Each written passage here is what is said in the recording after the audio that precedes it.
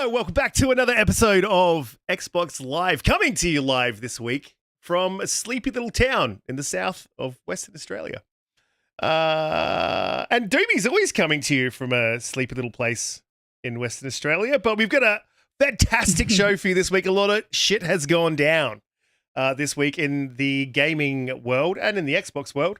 Before we jump into that, Hargeet, Chani, welcome back to the show. RDX royalty, it's great to have you back, man. And definitely for this one, we got some topics that are right up your alley. How you doing, man? What have you been up to? What have you been playing this week? Yeah, I've been playing a bunch of little games to try to get them out of my catalog. I did start the one that just got dumped in called Infinite Guitars, I think it was. And it's okay. It's a little rhythm-based game. So, yeah. Otherwise, it's good. Busy week from work perspective, but otherwise good.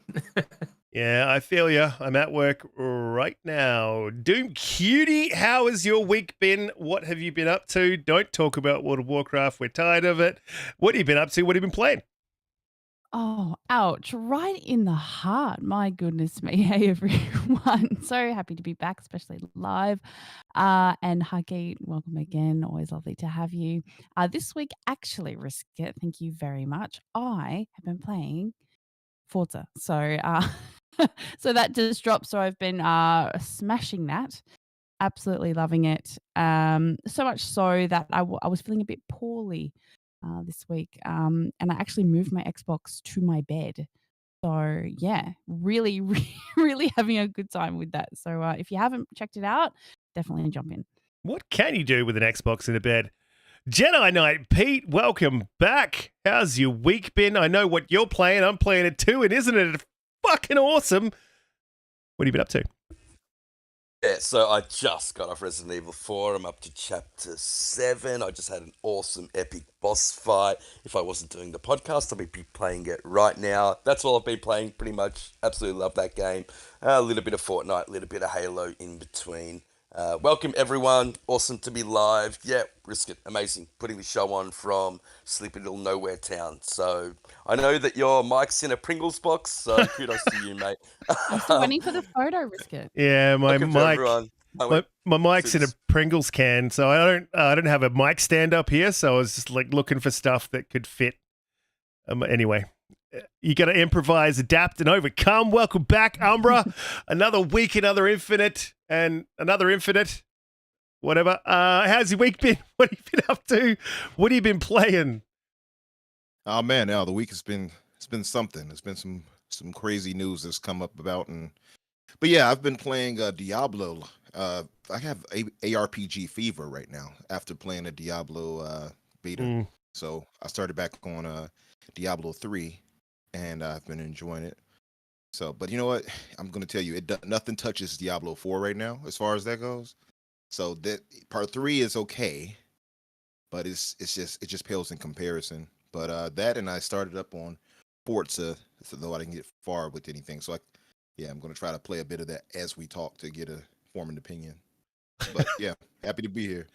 Absolutely. I haven't had a chance to pick up the Forza DLC yet, but dirt racing's definitely up my alley. I've only got the S up here with me, so putting Forza on the S is just basically takes up half the hard drive. So I got to keep that open so I can. Thanks, C-Steph. I always bring those trash tags. It takes up like 100 and something, like almost 170 gigabytes almost. Yeah, it's ridiculous. But I mean, like you get it with what you get with that game. But I've been hitting that Resident Evil 4 as hard as I can. And Halo's back, man. It's I'm actually pretty impressed with the update. I like the maps they brought. The mode is okay. I'm back on Halo. I didn't think I'd go back to it. I thought I was so disillusioned that would be it for me. You were disillusioned, so that is pretty good. And we did play it. We played a bit of that too the other day. I forgot to mention that. Me, Pete, and a bunch of other people. So yeah, I'm loving it too, man. I think the custom part of it is they got that part is working really well for them. Yeah. I haven't had a chance to jump into any custom games, but I'm a free man when I get back home this time because the missus is heading off to the US, so I will have plenty of time to jump on some Halo community game nights. But anyway, enough of what we've been playing. Let's get into what's been going on through the week. And there has been an absolute shit ton. So this is a big topic, and I know we say this every time we go into this topic. I know everyone's tired of talking about the CMA and the FTC, but I'm not tired of it. So you're going to have to listen to me babble on about it, and everyone else too. Collective sigh, Pete. Collective sign. So it looks like the CMA has provisionally concluded that the proposed deal, and that this is, I quote, will not result in a substantial lessening of competition in the console gaming services because the cost to Microsoft of withholding Call of Duty from PlayStation would outweigh any gains from taking such action as to remove it from the platform. It seems like the CMA's sticking point is still Call of Duty, which is weird when there's so much nuance to this deal. And there's many different ways that you can sort of go. It seems like they're just still sticking with that Call of Duty thing. And then earlier in the week, the JFTC, which is the Japanese Federal Trade Commission, stepped in and said that it looked very much like that they were going to be supporting PlayStation's claims that it would be damaging competition. Almost, I think it was the very next day, the JFTC then also approved the deal. And that was after a couple of senators stepped in and started talking about the disparity within the Japanese market from Xbox to PlayStation. Obviously, PlayStation's got if you remove Nintendo from that market, which PlayStation did themselves, they've got a 98% stranglehold over the region. And at that time, when the JFTC flipped, I think there was 2 senators signed on to the proposal. I think it's up to 11 now. Hargeet, have you been following this story? On the back of that, by the way, Bobby Kotick also came out and released a letter to his within the company, and that had some very interesting things. But we'll get into that later on. Hargeet, you've obviously been following this. I know that you're loving this whole deal, and this is the positive end of the stick right now.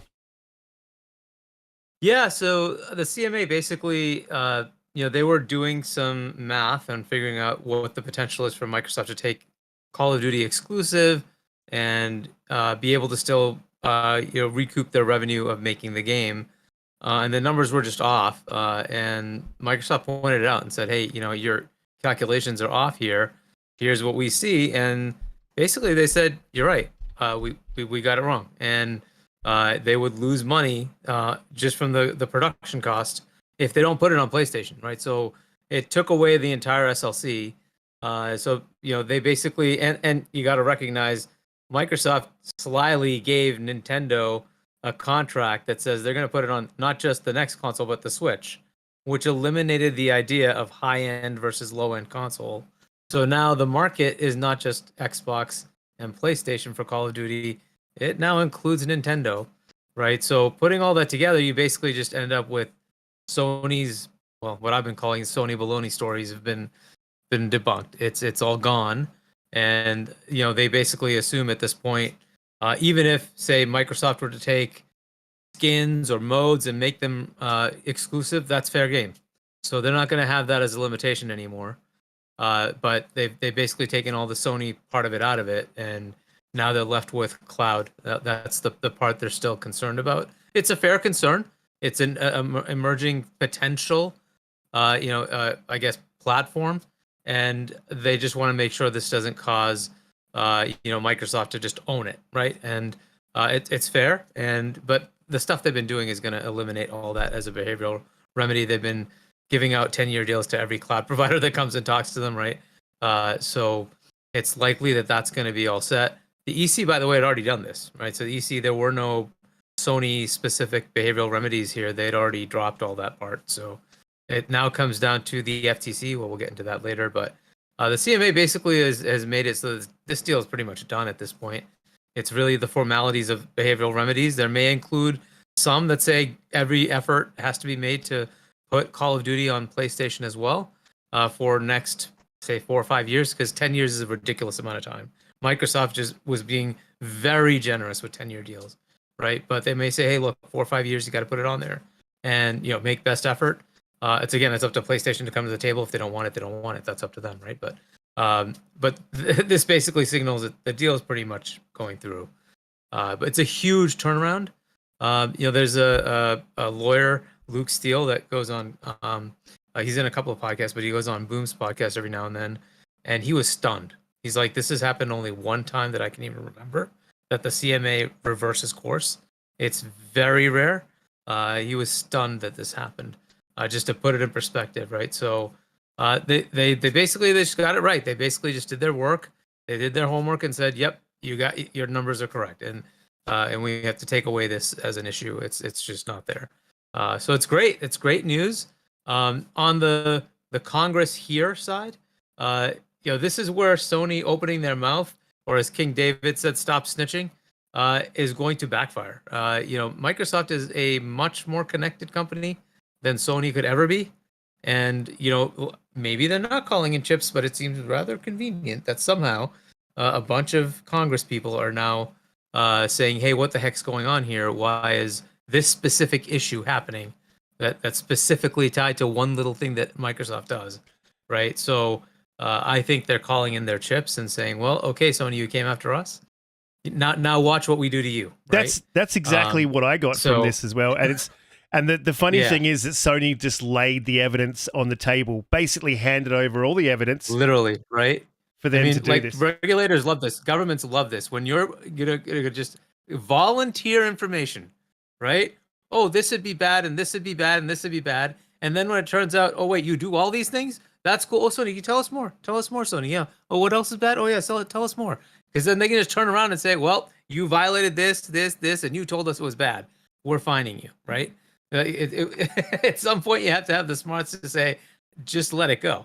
This was a stupid fight to begin with. It was never going to be a thing that they were going to win, but they wanted to try their luck. We'll see where it goes. Hopefully, it won't be too bad. But I mean, I think they're going to have restrictions put on them. The Congress is actually going through. Our State Department is, they're trying to make a new trade agreement with Japan, right, to amend our current trade agreement, and they're saying, hey, I think they're violating parts of that agreement now, and we want you to try to push that as part of an issue when you're making these agreements. Yeah, absolutely. And it will force. Yeah, sorry, go ahead. It says, so I've just got an article here from Axios where they put it's Article 8 of the 2019 US-Japan Digital Trade Agreement.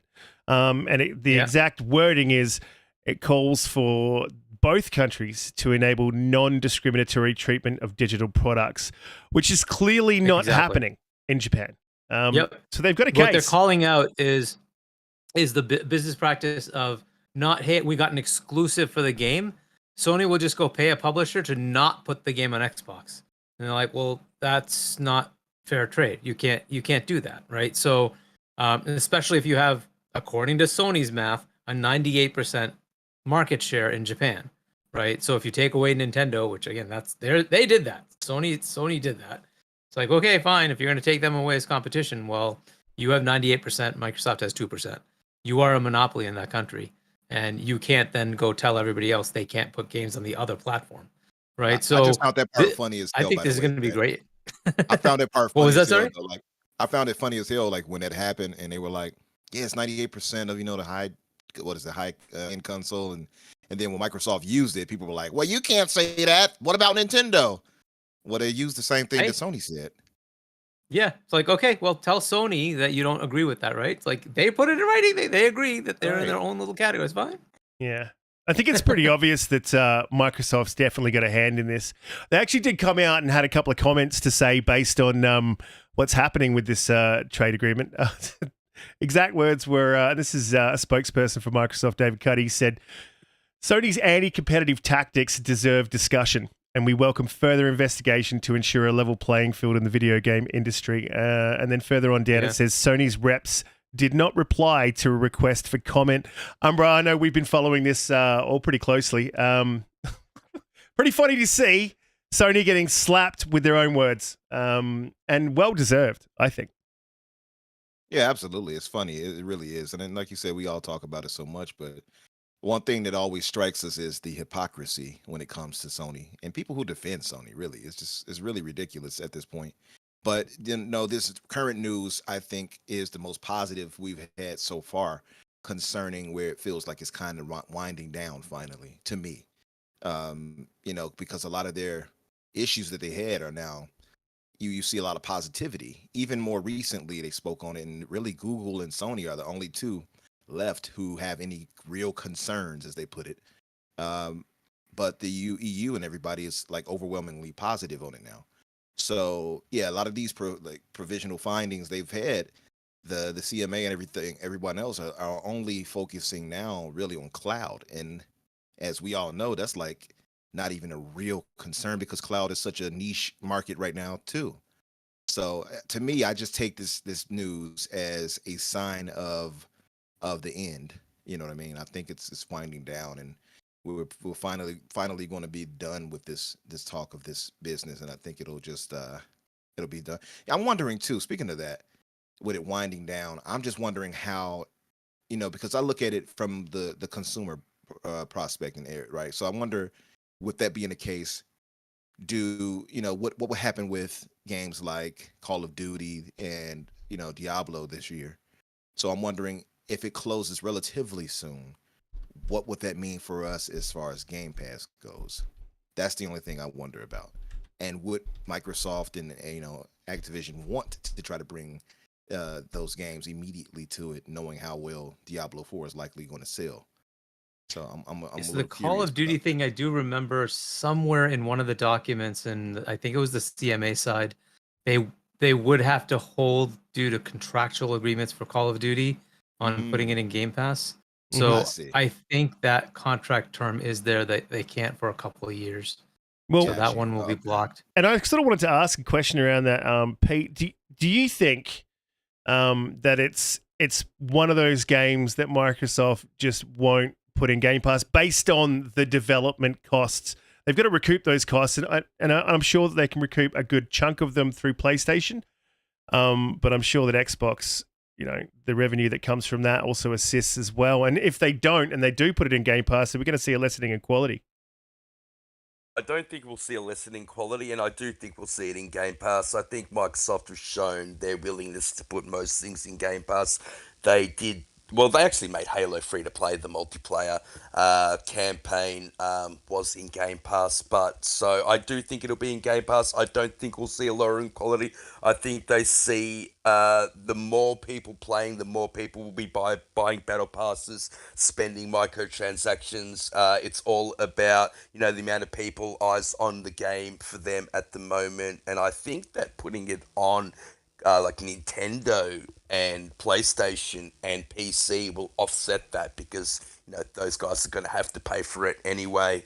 So I do think it'll be on Game Pass. I don't think it'll lessen quality. And I loved Bobby Kotick's response. I have my issues, and I think we all have our issues with Bobby Kotick, but that email that he put out to the world saying how disappointed he was with Sony. They've got a almost 30-year relationship, but he said straight out that it's not going to allow Sony's behavior to affect our long-term relationship, and PlayStation players can know that we're going to continue the best games for all Sony platforms going forward. So I think that would alleviate some of the Call of Duty nonsense that's going around. Yeah, that Bobby Kotick's supporting it. But I mean, look, I do have the Bobby Kotick quote, and Doomy, I'm going to get your thoughts on what Bobby Kotick has said, but I don't think that anything that man says is worth the paper that it's written on, because we all know he's getting that golden parachute since it still goes through. But his quote was, the good news, and this is an internal letter to everyone who works at ABK. He said the good news is put out to the entire world. Yeah. The good news is regulators who initially had concerns about console competition are starting to better understand our industry. The data and evidence Microsoft has been presenting are tilting the scale. You may have seen statements from Sony, including an argument that if this deal goes through, Microsoft could release deliberately buggy versions of our games on PlayStation. End quote. Straight out of PlayStation's playbook, that bullshit. Back into the quote. We all know our passionate players would be the first to hold Microsoft accountable for keeping its promises of content and quality parity. And all of us who work so hard to deliver the best games in our industry care too deeply about our players to ever launch subpar versions of our games. Sony has even admitted that they aren't actually concerned about the Call of Duty agreement, they would just like to prevent our merger from happening. This is obviously disappointing behavior from a partner from almost 30 years, but we will not allow Sony's behavior to affect our long-term relationship. Cutie, do you think that's well justified of Bobby Kotick to say? And do you believe the man when he says he wants to continue with parity? And do you think Microsoft would play the PlayStation games where they would purposefully make a version lesser on the PlayStation? Absolutely not. No, absolutely not. Look, the fact of the matter is, Sony has been dodgy from day one. I don't know how many of you know this, but back when Sony didn't have a console, they actually originally decided to work with Nintendo to bring disc to their console. Mm-hmm. Because CD-ROM was the New thing, the big thing back in the 1990s, and Nintendo pulled out because they felt that they were going to take over the company. And I mean, it obviously worked for Nintendo, but it sparked, I think, it lit a fire underneath Sony, and it really has driven them to distinguish themselves in the gaming industry. And I think they have a massive chip on their shoulder. And I think that deals like this, they make them paranoid about things that are just, that's not going to happen, honestly. And I guess it is a self-fulfilling prophecy. You know, when you worry about something so hard that you make it happen. Like, I don't think Microsoft's going to do that, but my goodness, people need to just relax, honestly. Yeah. No, I just think it's always, you're always concerned if you're doing something to someone, just human nature, that they're going to return fire and do it to you. And I really do think that that's what we're seeing with some of these comments that come out of Sony. We're concerned that you're going to do what we're doing. Yeah, that's exactly right. It's really transparent and see-through and a little bit stupid, really. And it just has what you're thrown saying is them. they're basically digging in their own grave. Yeah, it has thrown them into the spotlight, into regulators' spotlight. The regulators have a way better understanding of the gaming industry now. They will start looking at these things. Some of these things are anti-competitive. I think Xbox fans have been pointing this out for such a long time. Even if the deal didn't go through, I think that the positive out of this would be that the regulators are looking at the gaming industry now and they will regulate it. And I am all for, I am really all for competition. I am all for having an even playing field. I don't want any company to get too far ahead because that's when they start behaving the way that Sony is.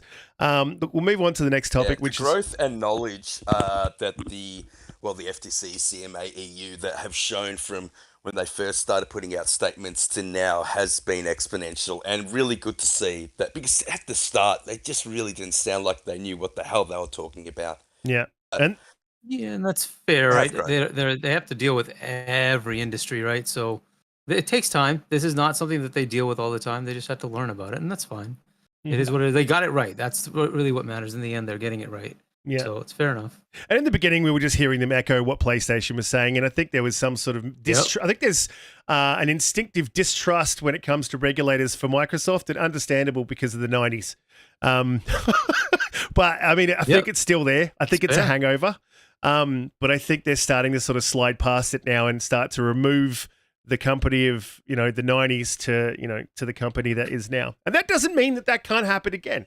But we won't get into that topic. But I will say this, the countries that have so far approved the deal: Saudi Arabia, Brazil, Chile, Serbia, and Japan. And Japan's one of the really telling ones. I think the EC obviously is seems like they're very much going to put it down, I think, without any sort of restrictions. CMA, like Hargeet said, I do see them maybe having something written into the deal. I don't think anything extreme. And I think the FTC's got no legs to stand on at this point. And if they do take it to court, it's probably one of the stupidest court cases they've ever brought.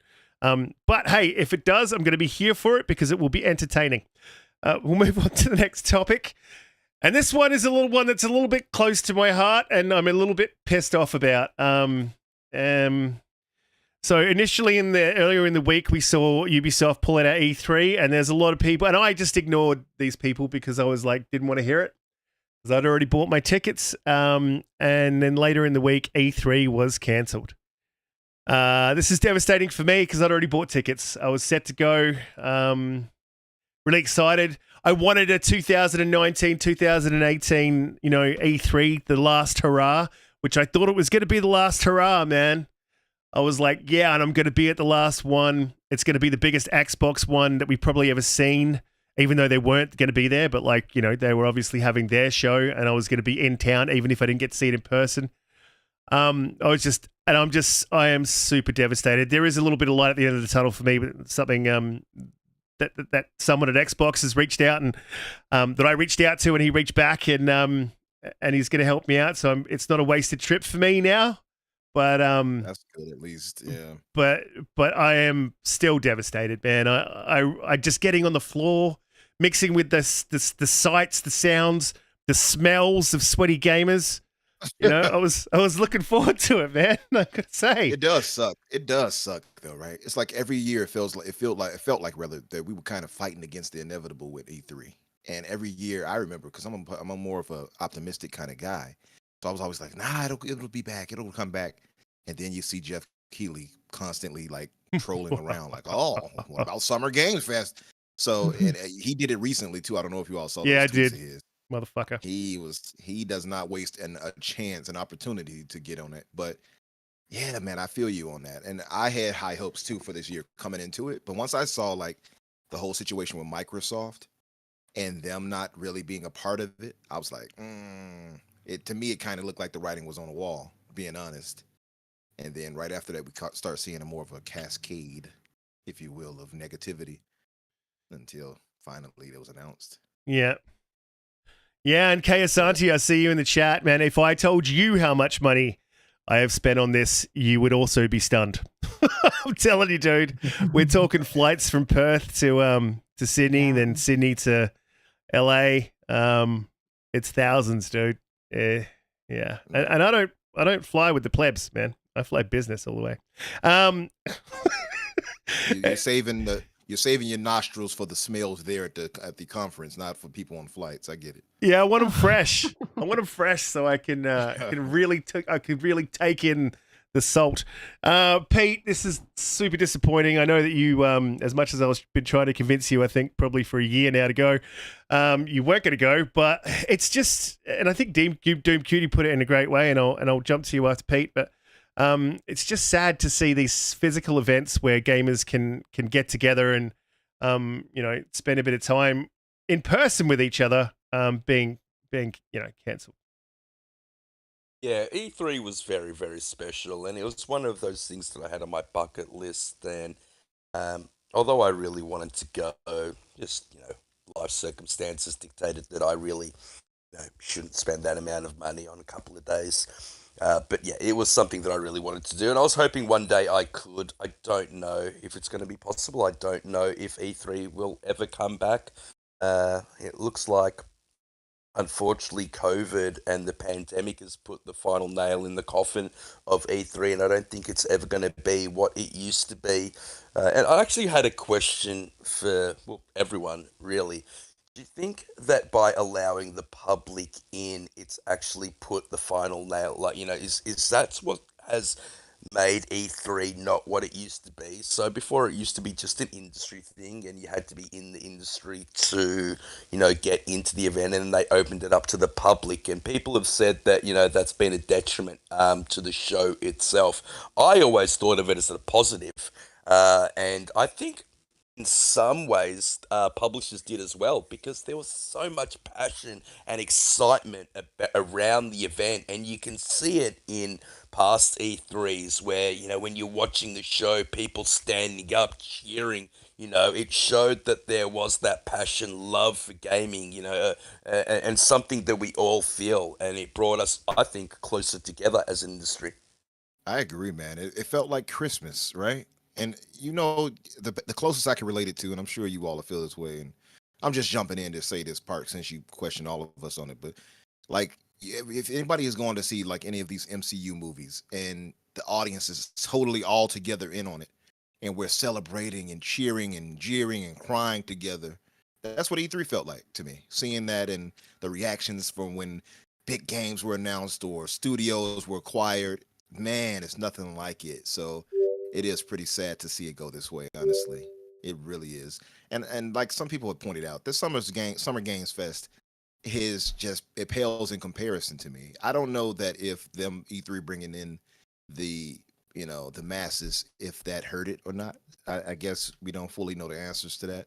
I know the whole COVID situation didn't help with anything, but to me, I don't know. I guess E3 didn't evolve enough when it came to certain things.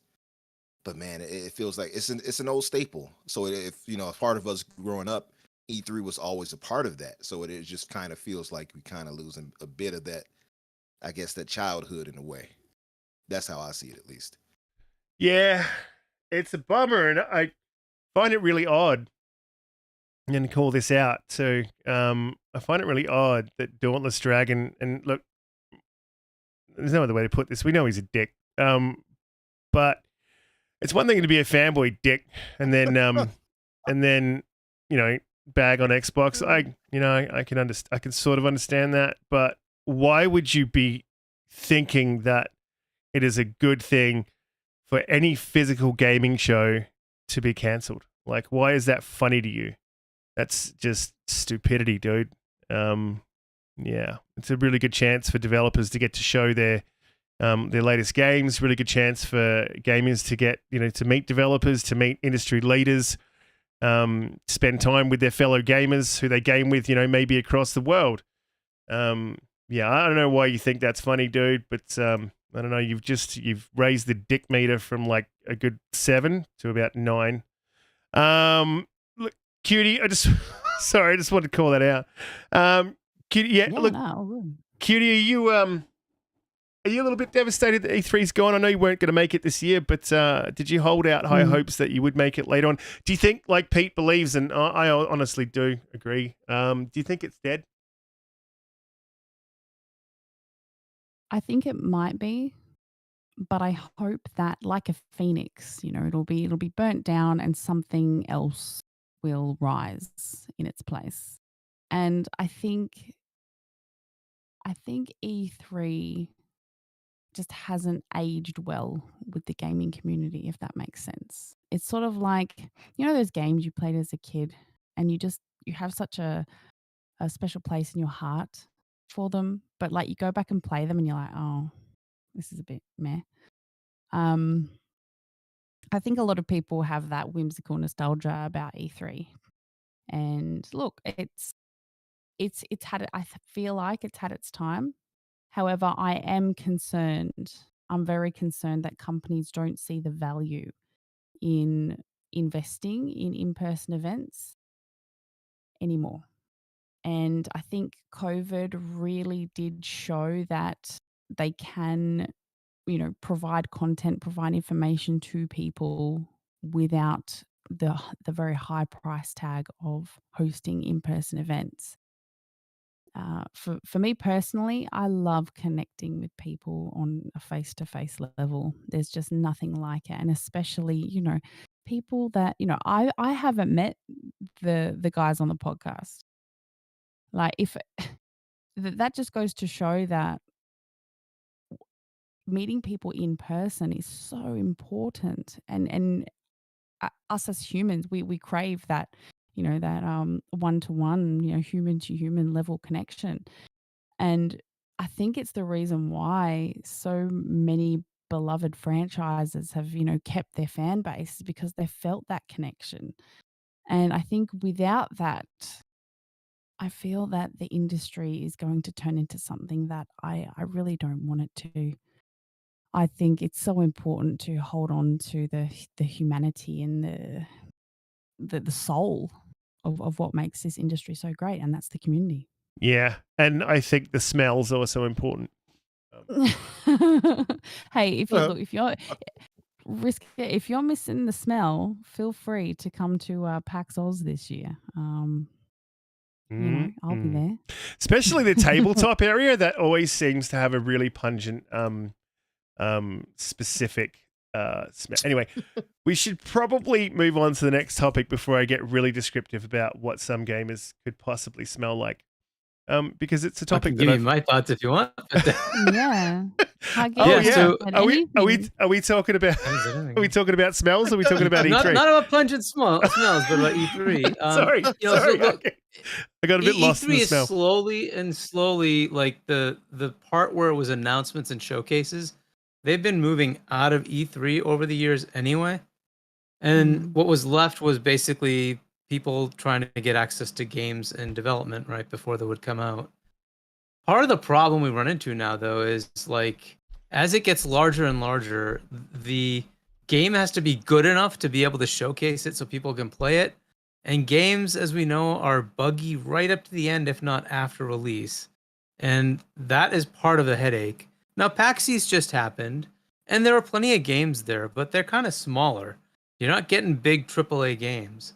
So if suddenly, say, Mirage is being showcased, and it's a buggy mess, will it get a bad rep before it even comes out? And that is such a devastating thing for a game nowadays that it's just not worth it for them to do it anymore. And this is kind of unfortunately the way things are. Development cycles are so ridiculous. As it is, things are taking longer and longer, whether the COVID effect is still there or not. It's taking a very long time to make games. And big AAA publishers are just not interested in showing a game until they are damn sure it's ready to be shipped. Because you'll point out every little thing like, oh, that tree doesn't have the right leaf structure. Who cares? But that's going to matter for some stupid reason, right? This is the world we're in. So I think this was just inevitable, right? The Keighley showcase is just a showcase. It's not going to be interactive game playing. So what was left with E3 was you walk into the hall, stand in line for 3 hours to play 10 minutes of a game. That was what was left with E3. The rest of it was all the showcases that had moved out. Most of those things will probably still happen. Some of them physical, some of them virtual. So that's kind of what's left, right? So it starts on Thursday with Keighley's show, and then kind of moves through to Ubisoft. There may be other ones that show up physical there as well. I think that's kind of how this is going to go from the going forward. It's going to be, it could be a live show like Keighley's, or it just could be like what Xbox's Fan Fest will be, which is we've already pre-recorded it. You can watch it with us, right? That's kind of the mix you're going to get now, and I just don't know it's going to change. Smaller game studios will definitely like to showcase their stuff, but that's probably not enough to fund E3. And I think that's kind of where it failed. Hargeet, I think that you make the a really valid ESA point. actually overplayed their hand, Hargeet, and actually started charging publishers too much. They thought that they were more important than they actually were, because, like you said, it's a lot cheaper. It's just the general cost, right? Like doing something in Boston is much cheaper than doing something in LA Convention Center. There's just a cost that goes into it, and that cost needs to be shared. And the shorter the list of participants, The bigger the the cost. worse it gets, right? Mm-hmm. Yeah. So, and it's just the way it is. Eventually, it just collapses. And so, it's unfortunately, I think that's just kind of the way this is going to be. So, you might have had like if you could get 1,000 indies, it might work, but you'd have to have a large number and somehow be able to showcase that many games within the convention center. I think a PAX-like thing is probably more realistic at that point. It's just a more realistic venue for those kind of things. Absolutely. I don't know that Um, we'll ever get an E3 again. Yeah, Hargeet, I really feel you on that. I feel like we're really spoiled for choice when it comes to game, Yep. like more than ever before. And quite frankly, seeing all of those things in one place is just not as viable as it used to be. So, Yep.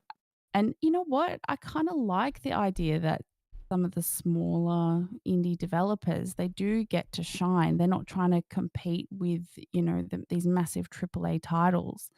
And then, I know at PAX, I don't know what PAX East is like, but at PAX Oz, you literally get to talk to these game developers, and it's so Yeah, insightful exactly. and lovely.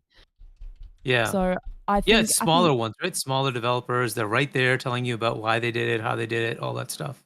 yeah, no, it's fantastic. So I think, look, there are going to be pros and cons for the way this moves forward, but potentially it's just not going to be that that massive E3 that it once was. But I do think that smaller events will take its place, and they'll be just as good, if The not more better. intimate Yeah. settings of those PAXs and things maybe make it Yeah, a little bit better. But I was definitely. going to say Yeah. that it was some interesting points brought about, and I remember MacBound actually speaking on this on Reddit Renegades their podcast, and he pointed out, and Steph just brought it up and mentioned it. He said, "So, let me see how he worded it exactly, so I don't misquote." But he said, maybe E3 should stop doing only stop doing events rather in LA, and because you all talked about that as far as the cost, and it, maybe it being in Boston as you pointed out, Hargeet. So yeah, like Mac brought up a point on his podcast recently, and he said maybe E3 would have been smart for them to do a kind of like an NBA all-star thing where they traveled from state to state every year instead of being one location, and maybe Yeah. in lesser expensive cities and places to participate. Maybe that could have helped as well as far as participation rather participation. Possibly, right? To get a better or cheaper venue. I Yeah. mean, and Pete, to your point of, is adding people like general customers as well as the media. I think it does hurt it because the media can usually have NDAs and they'll honor the NDAs, right? And say, okay, this is dev code. It's going to be janky and you can't talk about these specific things because they're still in development, right? Yeah. Whereas general people aren't under that and they can go back and start tweeting and writing up whatever they want on Reddit and this game is going to be trash. Here's what it was doing, and that was actually right? something that I believe ReadPop cited in their announcement. Is that a lot of the devs had come back to them saying that they just weren't ready to provide a demo. Right? Again, it just goes to show how toxic some of the community has become within gaming. Like these people are tearing down developers and studios before a game's even finally released. And the fact that that's making them scared to show their games, I think, is truly tragic. Because I mean, look, Yeah. it's and like Phil said, this is a creative field, and people need to realize that they really do. Absolutely. Yeah, and I think the pandemic added one little wrinkle was that they finally figured out how to say, you know what, we can actually just give you a code, and you can Yeah. play this in your studio, in your Yeah. wherever you are at home, right? You don't Mhm. have to bother coming here, and then you can, we'll tell you what parameters there are about your review or preview, right? So, yeah, things have changed so much now. So when was the first time that the public was given access to 2017, I believe. I could be wrong about that, but from memory, Yeah. I think that's when the first E3. It sounds opened up about to right, the somewhere public. around there. Yeah. It was only a few years, yeah. I remember years ago, I think that when it was getting too big, E3 was getting too big, and I think the following year, because all GameSpot employees were going there, or EB Games people were going there, and it was getting too big, and you're right, Hargeet, I think too much information was getting out there, and the gaming media didn't actually appreciate it, and then the next year they made it, only people that had tickets were allowed to go. And then the next year, the publishers missed it. They missed the excitement. They missed the hype. They missed the passion that the people brought there. So, I mean, it's a two-sided coin, isn't it? You Yeah. can either go one way or the other. I happen to still believe that the public brings a big thing, to E3. They bring that passion. They bring that family atmosphere. I will definitely I think bring a it's a big beautiful thing to thing. E3. Oh my God. Of course. Yeah, your Look- ego. yeah, look, I think the in audience events, where they do have a showcase, where they should Yeah. have members of the public in. I know that the Xbox Game Fest, they do bring in some, and it's invite only, and it's kind of cool. Generally tends to be bigger creators or creators within the community, and that's cool as well. I don't know. I just like to see them bring in a bit more, some more of the public. Do something a bit bigger. If they're going to do a showcase, I think that they could fill something bigger than the Microsoft Studio. And the other thing I was talking to someone about when Ubisoft pulled out, I was saying that, look, it's still going to be pretty cool because we at the time E3 was still going, and I was still thinking, Focus Entertainment's going to be there. They're a publisher that's on the rise at the moment. Their stuff is coming out. It started out AA. It looks to be going AAA. They're just going from strength to strength, and I was really interested to see Atlas Fallen. And there's a lot of other games that I wouldn't, I guess, say top tier AAA, but in that space that could be very interesting that I would like to see. So I agree with you, Hargeet. I think something needs to sort of take its place for the public, and I guess PAX is probably can be that thing. I think that game was actually at PAX. Atlas Fallen, that was at PAX. So those games are great. You get to see those kind of things, and it's pretty cool. But yeah, the big games, it might be done. Yeah, such a beautiful game in Unreal Engine 5, by the way. Yeah. Just to say, Unreal There you go Engine again. 5. yeah, Wave Did that get delayed, by the way? I thought I contractually saw obligated. Yeah, about it that. did. It did get delayed. It did Yeah. to unfortunately. August. Yeah, but that's all August. right. Take August, your yeah, time until it's- you get it right, as far as I'm concerned. Only a couple of months. It's not that long. August isn't too Yeah. bad. But I was going to say, the whole thing about, so the question was like, really, do you think bringing it to the public, did that really ruin anything? And if it was in 2017 and we were already, I see you, Kay, we were already delayed also because of the COVID situation. What, 2 years put that off? Was it really the public that harmed anything? I don't think it was. I think more if anything, it was the cost, like you all pointed out, of having the event in general, and it being in LA didn't help because it's super expensive there. But I just think the cost of everything and it not being so evenly probably doled out is probably what hurt it more. And that's why eventually also too, I'll say Sony pulling out as they did. Sony is a market leader. So if you got them, and a lot of our hooved brothers and media members are going to leave too. They're not going to support it as much as they would, and it's ripe for the picking for Jeff Keighley to come through like a vulture and pick at the bones and the carcass of it. So I don't know. And that looks like it's what's happening. That's And smart business. and It's smart, but it's still vulture-ish. it is a massive reason I think why E3 is failing is Nintendo and PlayStation pulled out like their daddy shoulda. But and it's definitely hurt the show as a whole. And I think cost is a big factor. I think also Hargeet's right, and to an extent what Cutie said about the community being so, I wouldn't call it toxic. I would say that, gamers are, I said parts of the community. they're extremely, they want a good game. That's what they want. And if it's not a good game and they see issues with it, there is parts of the community that take it too far, but they're going to call it out. And I don't think that's a bad thing, but it definitely hurts a game if a game comes out broken or buggy or, and obviously there's nuance to that. So I think both things can definitely be true. But I think cost is one of those bigger factors. And when you lose the three big platform holders in the industry, I mean, is it really even E3 anymore? That's a good question. Yeah. Anyway, look, we do have to move on to the next topics. And Hargeet just called one out there, and I think Umbra, you just dropped one in our topics chat from what I could see. We've had a couple of game delays. It seems like this spate of delays is going to continue. I think that definitely relates to the complexity of game development these days, cost. I don't think we can use COVID. I think it's a complexity thing. And maybe Unreal 5 is the answer, Umbra. But anyway, Arc 2 has been delayed. Along with Atlas Fallen, I believe it's only by a couple of months. Arc 2 is being delayed till the end of 2024. And we haven't heard much about that game, so I'm not surprised. Umbra, do you think if the game was Unreal 5, it would be worse?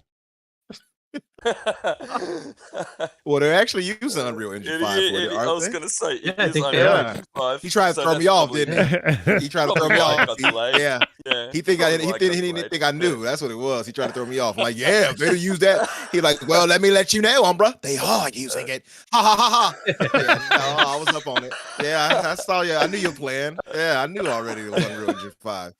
And that's why it's going to look so spectacular once we do get it. Yeah. Yeah. I mean, I wonder, though, if, I don't know. I think the game is going to be so gigantic as far as what you can do.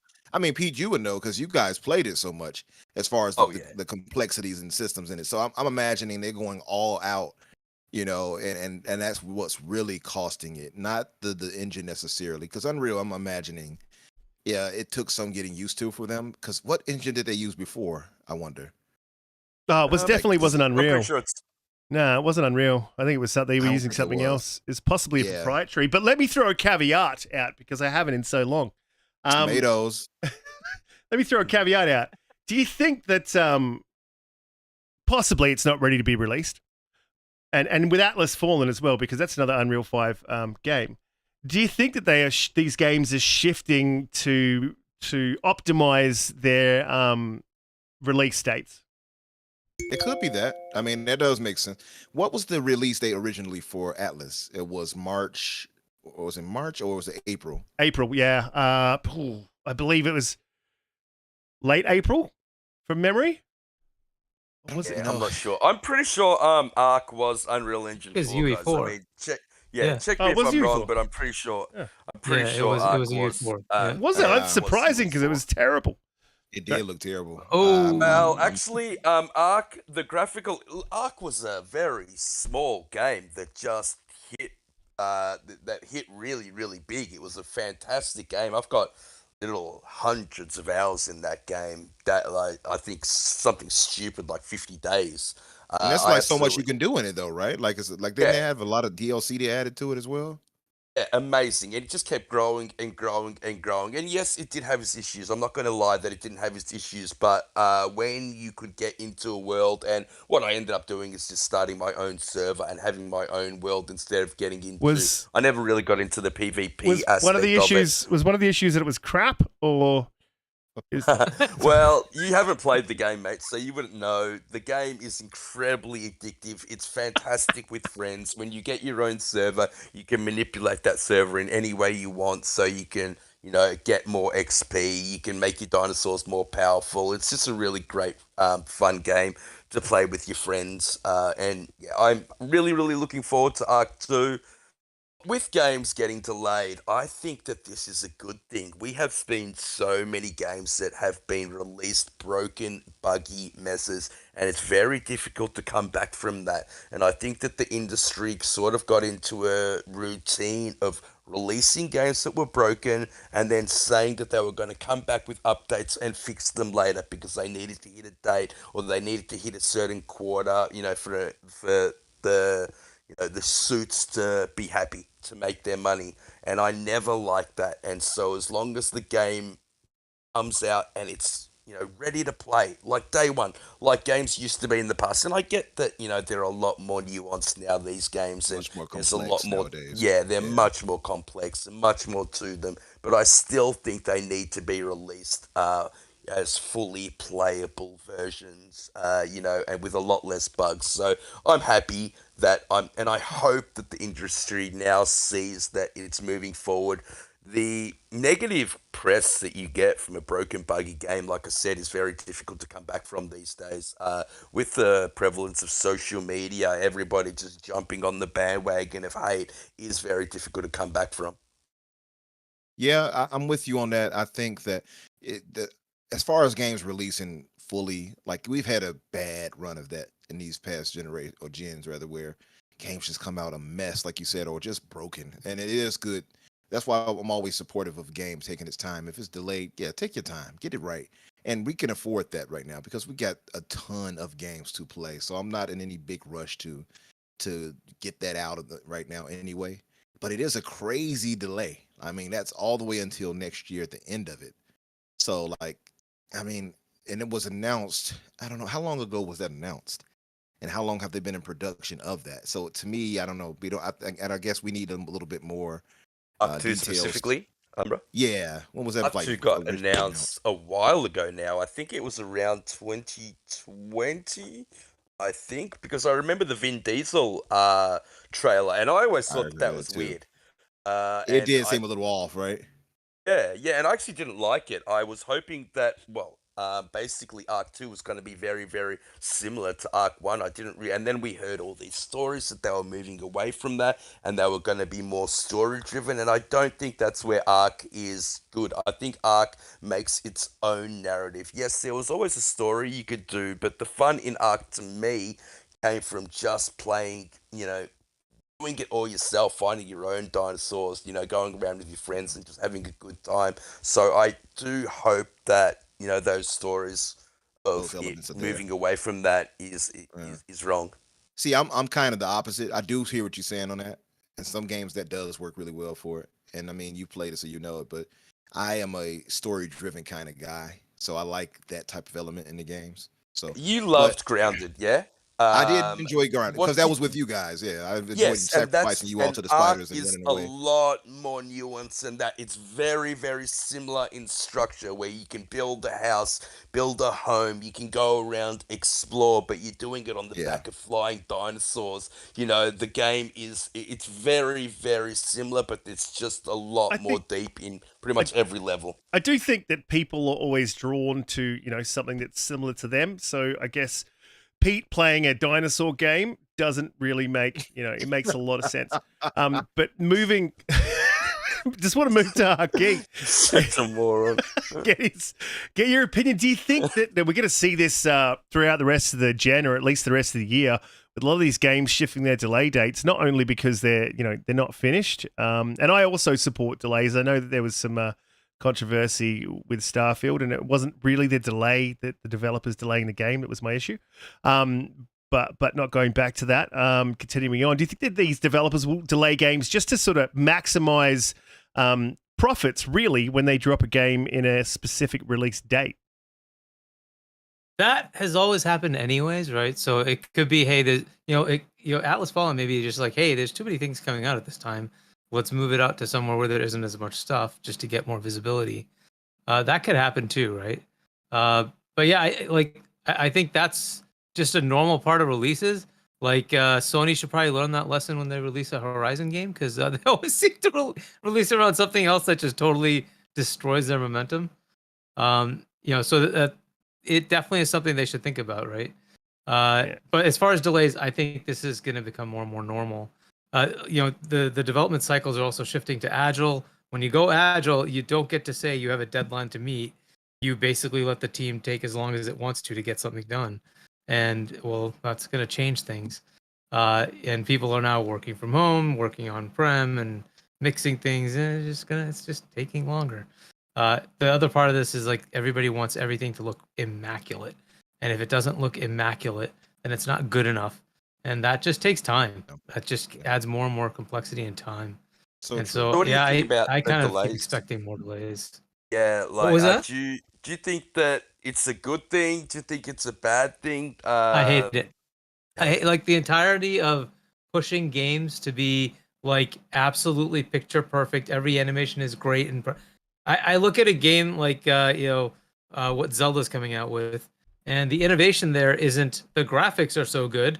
The innovation is the gameplay, right? And that's what I'm looking for. Change the game, right? Give me something cool, right? Instead of wasting your time making every leaf like go in the right direction and animate with the wind. I don't care. I'm not looking like, why does that matter to me? But this is what we get now, and so like somebody's gonna spend 2 years on superfluous background crap just to make it look good, instead of just give me a game with a good story and good gameplay loop Good that I can substance. enjoy now. I'm of Yeah, two Right? minds. That's with all that. I'm looking for. I'm of two minds So- of that when it comes to that, Hargeet. I hear you on that, but we are in the 9th gen with these incredibly powerful consoles. At the same time, I do want to see some genre defining, what's the word they use? Graphical Silicon showpieces. Valley, yeah. Yeah. I want to see some shit that looks like, whoa, like, is this real life? Like when we saw the Unreal Engine 5 demo of Matrix, Pete knew exactly where I was going. That right there was like, damn, this is a game? This is programmed? This is not a movie or something that was filmed? So I think I do get what you're saying, and you're right. Overall gameplay and everything else matters more. There's no question. Absolutely correct there. But at the same time, you do want to see that frame too. rate. frame rate stutters, I can handle a little bit of graphics, not showing up on screen like that. I can handle, but for example, Resident Evil 4, which I am absolutely loving at the moment. Umbra, you tweeted something to me the other day that Yeah. in chapter 12, if you don't do a certain thing, it is a game-breaking bug that you cannot come back from. Yeah. That is the stuff that just needs to be taken out of games. If I get all the way to chapter 12 and my game gets broken and my save file gets corrupted, I'm going to be furious. I Things feel like you. that Yeah. need to be taken out of games. I think what Hargeet was trying to get at is if they weren't trying so hard to be so realistic and so immersive, those bugs wouldn't exist and there'd be more Yeah. innovation in the gameplay. I think that's more what he was leaning towards. Yeah, less Well, he can complexity speak for makes it himself, easier. but- But yeah, no, that's right. And that was I it look for back at Forza. games like Thank Mass you. Effect 1, 2, and 3. Fantastic trilogy. Was it the greatest graphically? It was good at the time, but they gave us the entire trilogy in one generation. Yeah, I'm just saying that exactly. can happen. But we have decided no, we want one game a generation, if that. We Well, won't have an Elder Scrolls. We had 2 Elder Scrolls in the 360 gen. We won't have an Elder Scrolls in this gen. It's 2 generations, no Elder Scrolls. Because it takes that long now. There's another Yeah. solution here, and I hate to sound like Umbra. But I mean, going back to something that we sort of covered last week, but we didn't. I don't think we covered fully. At the GDC, Unreal 5 came out and showed a lot of stuff. Everyone really did focus in on that Hellblade, what they were doing graphically, but the ease of being able to mocap, take that mocap into Unreal 5, animate the mocap, and then take that animation and put it onto any metahuman face that they wanted to put it on in the space of 5 minutes. So there's other solutions.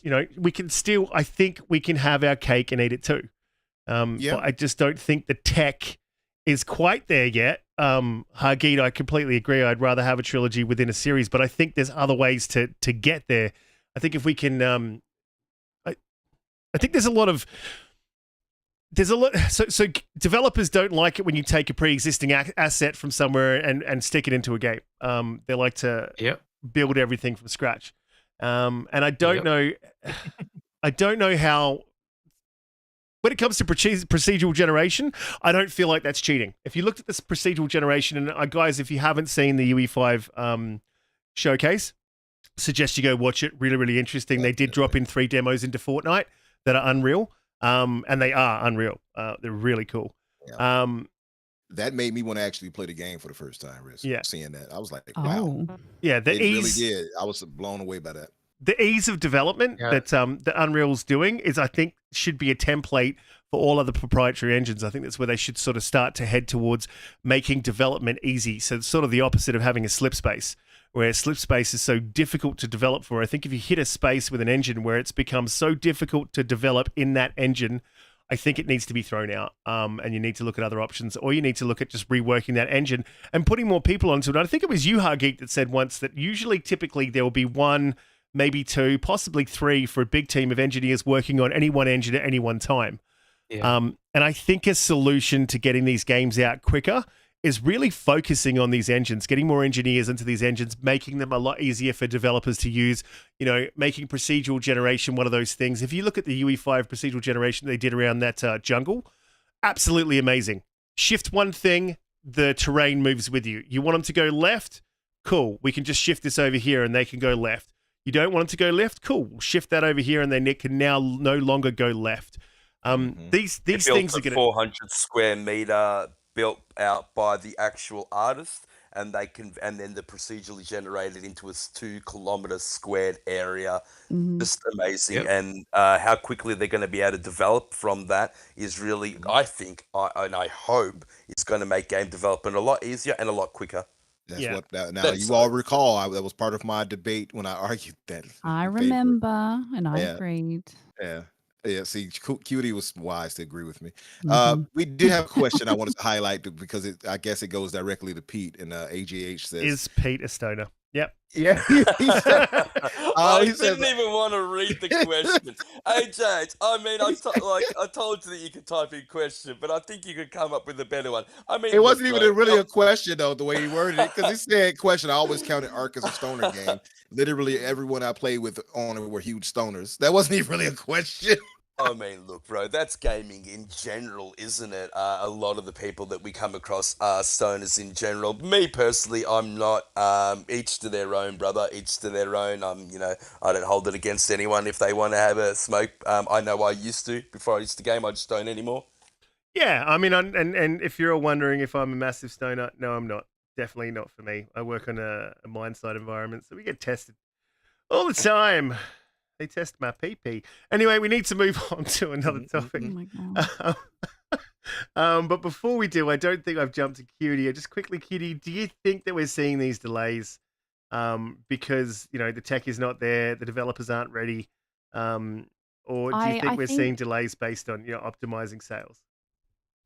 Oh, well, look, Ark has a massive following, and after they announced it, and then there was sort of like radio silence, I sort of just pushed it aside and was like, oh well, it's not on my radar right now. It's not coming out anytime soon. So yeah, look, it's disappointing for Ark fans because I know, like, Pete has a fantastic time in it. They have their servers, like it's very, very interesting, also time consuming, but it's worth it in the end. You make your little, for animals, and you can breed them and all. Anyway, it's really cool. But I'm with everyone who says, the longer a game takes, the better it will be. So I think I was expecting this. I'm not disappointed. I do wish people would stop overcomplicating games. I think it's okay for games to not look, perfect. And I think someone Like said, Hogwarts. I think Yeah. no. Hogwarts was so damn good, by the way. It was so good. So I think someone in the chat said it was a bad take to say that bugs exist in games because of the higher graphics, and that's a bad take. No, I didn't mean it in that sense. I meant it as in, like, more energy, more time, more resources, more money is being spent on making games look good rather than functioning 100% correctly. So yeah, but hopefully things like UE5, people using that a little bit more will alleviate that. So As long as it's not the More only quality. engine that we see. More quality assurance. Of course. No monopoly. It's Quality. totally okay. It's not going to be the Absolutely. end of other people's. Exactly. I do think Julie. the Unreal Thank Engine, you. Unreal Engine 5 Yeah. engine is going to push other engine builders to iterate on their engine, make I it think so better. too. Yeah. And that's only going to be a good thing for the industry. And Mike just pointed out that Unreal Engine 4 was also meant to do the same thing and shorten game development time. It didn't actually turn out that way. Look, I mean, we can only hope that this is different this time around. No, I don't think you can even say that, though, to be honest. I saw that comment. I did put it up on screen, and sorry, I've got a bit of an interesting setup today with my mic in a Pringles can, and everything's just down. I've got wires everywhere. So it's hard for me to follow the chat at all times and respond and then whatever. But I did see that. I don't think you could say that because you don't know if those games would have taken an extra 6 months to a year had they not been developing in UE4. With every single generation we've seen the length of development increase. And we don't know if, that's obviously been assisted by tech. I assume if we were still developing with the engines that we had back in the day, development time would be much, much longer. So yeah, we don't know we don't quite, and that's the thing. Like, a lot of this stuff is assumptions and guesstimations. We don't know what led to what when it comes to delays. I would say I doubt that Unreal caused delays unless the people just didn't know what they were doing, so they had to take time to learn it. That's possible. But as far as the engine itself causing them issues, I doubt that. It's just one of the better run engines out there. You hear everybody literally saying and repeating it. So I don't think it's that. But maybe it's just a lot to learn. But I will say I agree with you on that, Cutie, where you say a lot of the resources may not be going to quality assurance, and maybe that's something they have to fix. And that's why I'm so important, and that's why I was so in support of delays for games in giving us the proper and full release of the title and not a rushed thing, such as with Starfield. Yeah, take your time and get that right. So, and I'm sure they're doing a ton of quality assurance testing on it, to avoid that bug Vesta title. You know what I mean? So that's a good thing. Really interested to see them iterating on the Creation Engine. There's big talk about Creation Engine 2. Can't wait to see what they can accomplish with it. Yeah, absolutely. And from what I can see with with all the procedural generation, the ease of mocap. I mean, you can take an asset like your lounge chair, scan that with your mobile phone, and bring it into UE5 pretty quickly. So I think we're going to see. I think it's safe to say we are going to see the speed of development increase. But are you also going to think the complexity of development increases as well exponentially? So it's a 2-horse race. It's not a single thing. We will move to the next topic, which is one that's not really news to me.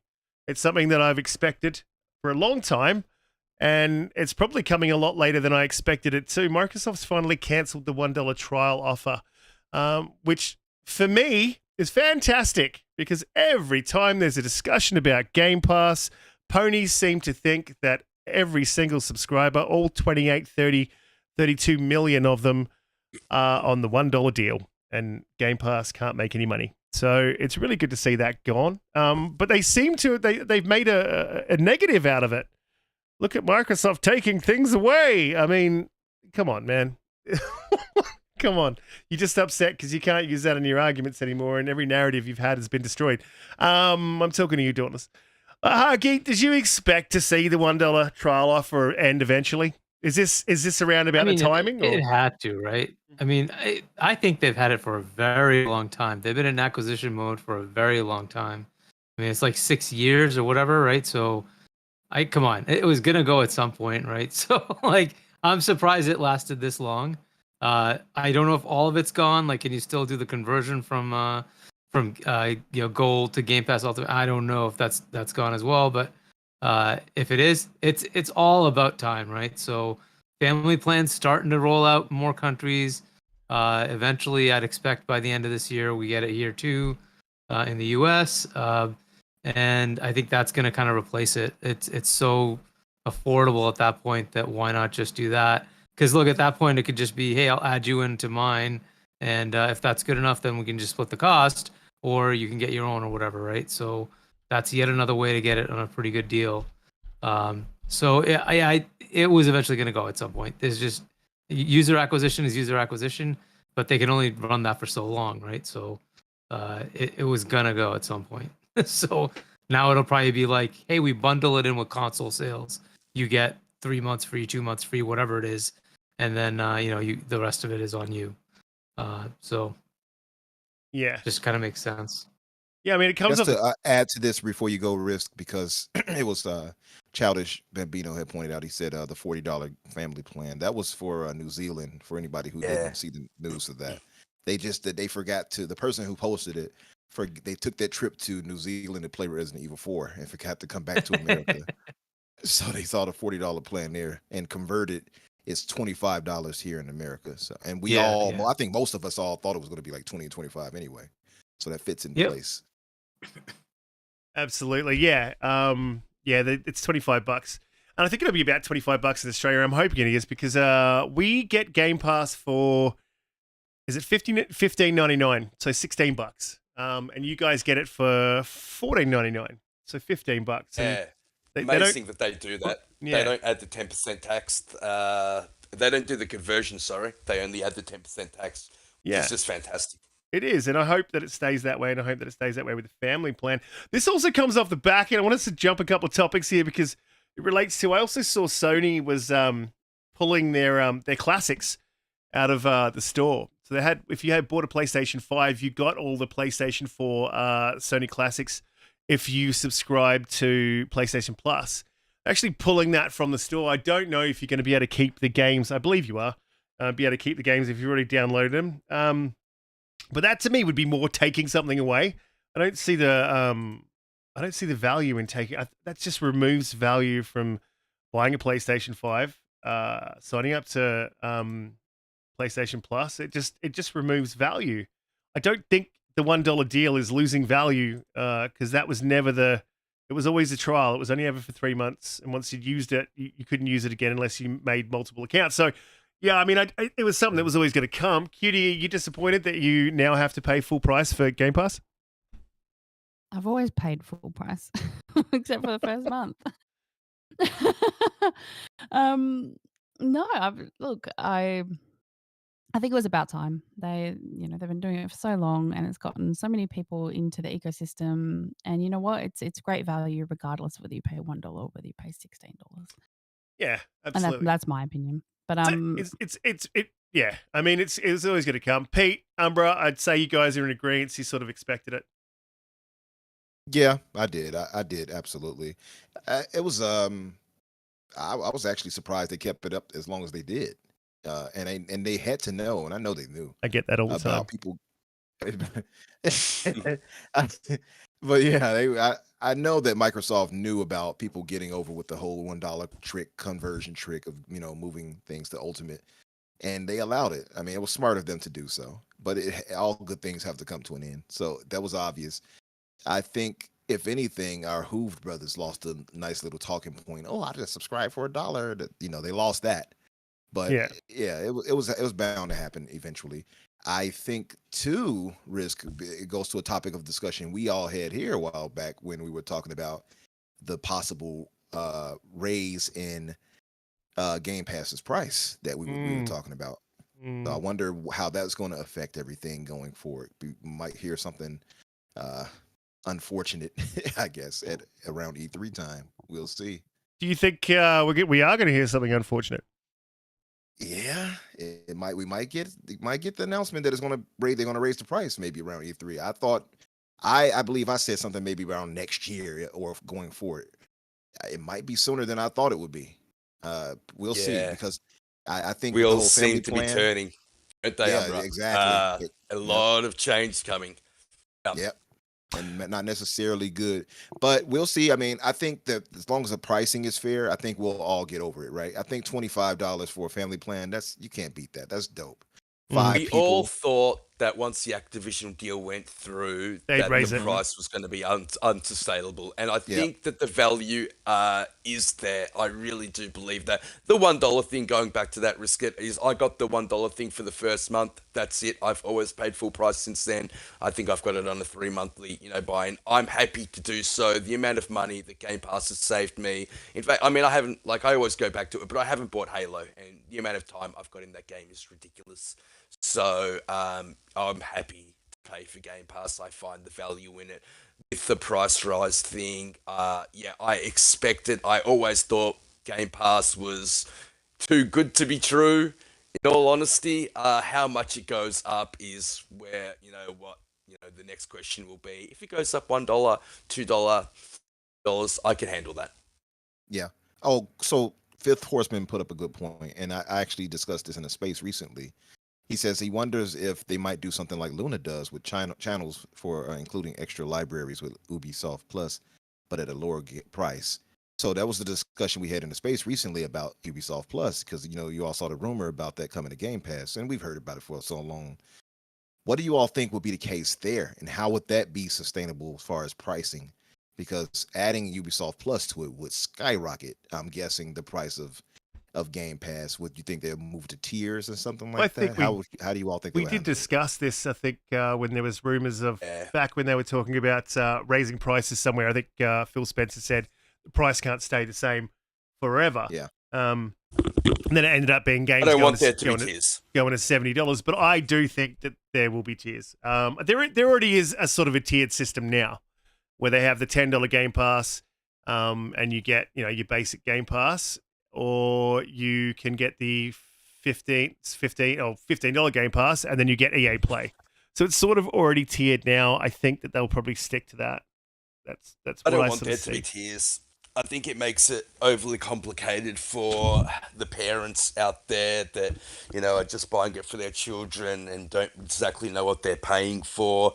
I don't. I think that that's the whole beauty of consoles and the whole beauty of Game Pass is just the whole ease of it. In saying that, what I can see them doing is you being able to, if they do add Ubisoft Plus, then you can get to choose between EA Play and Ubisoft Plus, and it'll be the same price. But what about the Yeah, I drivers? agree. Oh, sorry, can you go? No, I agree with Pete. I think adding tiers would be a terrible idea. I like the fact that it's just one simple thing. And if they want to go in with Ubisoft or EA, that's fine. But that's obviously something separate if they want those games. Yeah, I don't know. I think if they did it, it would be a bad decision because it's far too complicated. The PlayStation Plus stuff. Yeah, well, I don't think it needs to be that. I think it's if you So want to have convoluted. How I don't know how anyone understands it. Like Pete said, parents are buying this for their kids. They don't even know what they're buying. yeah. I think I think it could be less convoluted. And Hargeet, I mean, would you be happy with having a Game Pass where it's $30 and you're forced to have Ubisoft Plus within your Game Pass subscription, or would you like the choice? Well, so one thing that did come up a little while back was they were looking at the potential to do an ad-based Game Pass tier, and it would be much cheaper. It would not include everything. It would include only the Microsoft catalog, right? So that tier is potentially something that could happen, right? The other possibilities on the higher end, right? So Game Pass for PC, the assumption is with ABK that will start going up in subscriber count. And PC Game Pass already includes EA at $10. The thing that really makes $15 worth it isn't just EA, it's gold. I'm hoping that they get to the point where, say, it's 40, 50 million subscribers, that they say gold isn't necessary anymore. And that the point of the $15 is inclusive of Ubisoft, whether it's classics or the whole thing. As far as price increase, I still think they should not do that because they're still trying to grow it to a point where it's, a much larger install base, or a subscriber base. So I would hesitate to say that they need to, especially when they've already said it's profitable as is, right? And if they start gaining more subscribers, it should be good. I don't know if it will go up. The one thing that's a nice, interesting twist here is this family plan. Will that decrease their subscriber count or increase their subscriber count? And we'll have to see where that goes, right? Ultimately, how much revenue do they derive from it? So if it helps them to get to 200 million subscribers or 150 million by having 5 to 1, whatever, okay. If it drives it down, however, and instead of the 30 million paying subscribers, they have 10 million paying subscribers, that's going to be problematic for them, right? So Hargeet, we'll have to see how that plays out. I'm trying to figure out. So when they count the number of subscribers, will they automatically say one subscription is 5 even if you don't use all 5?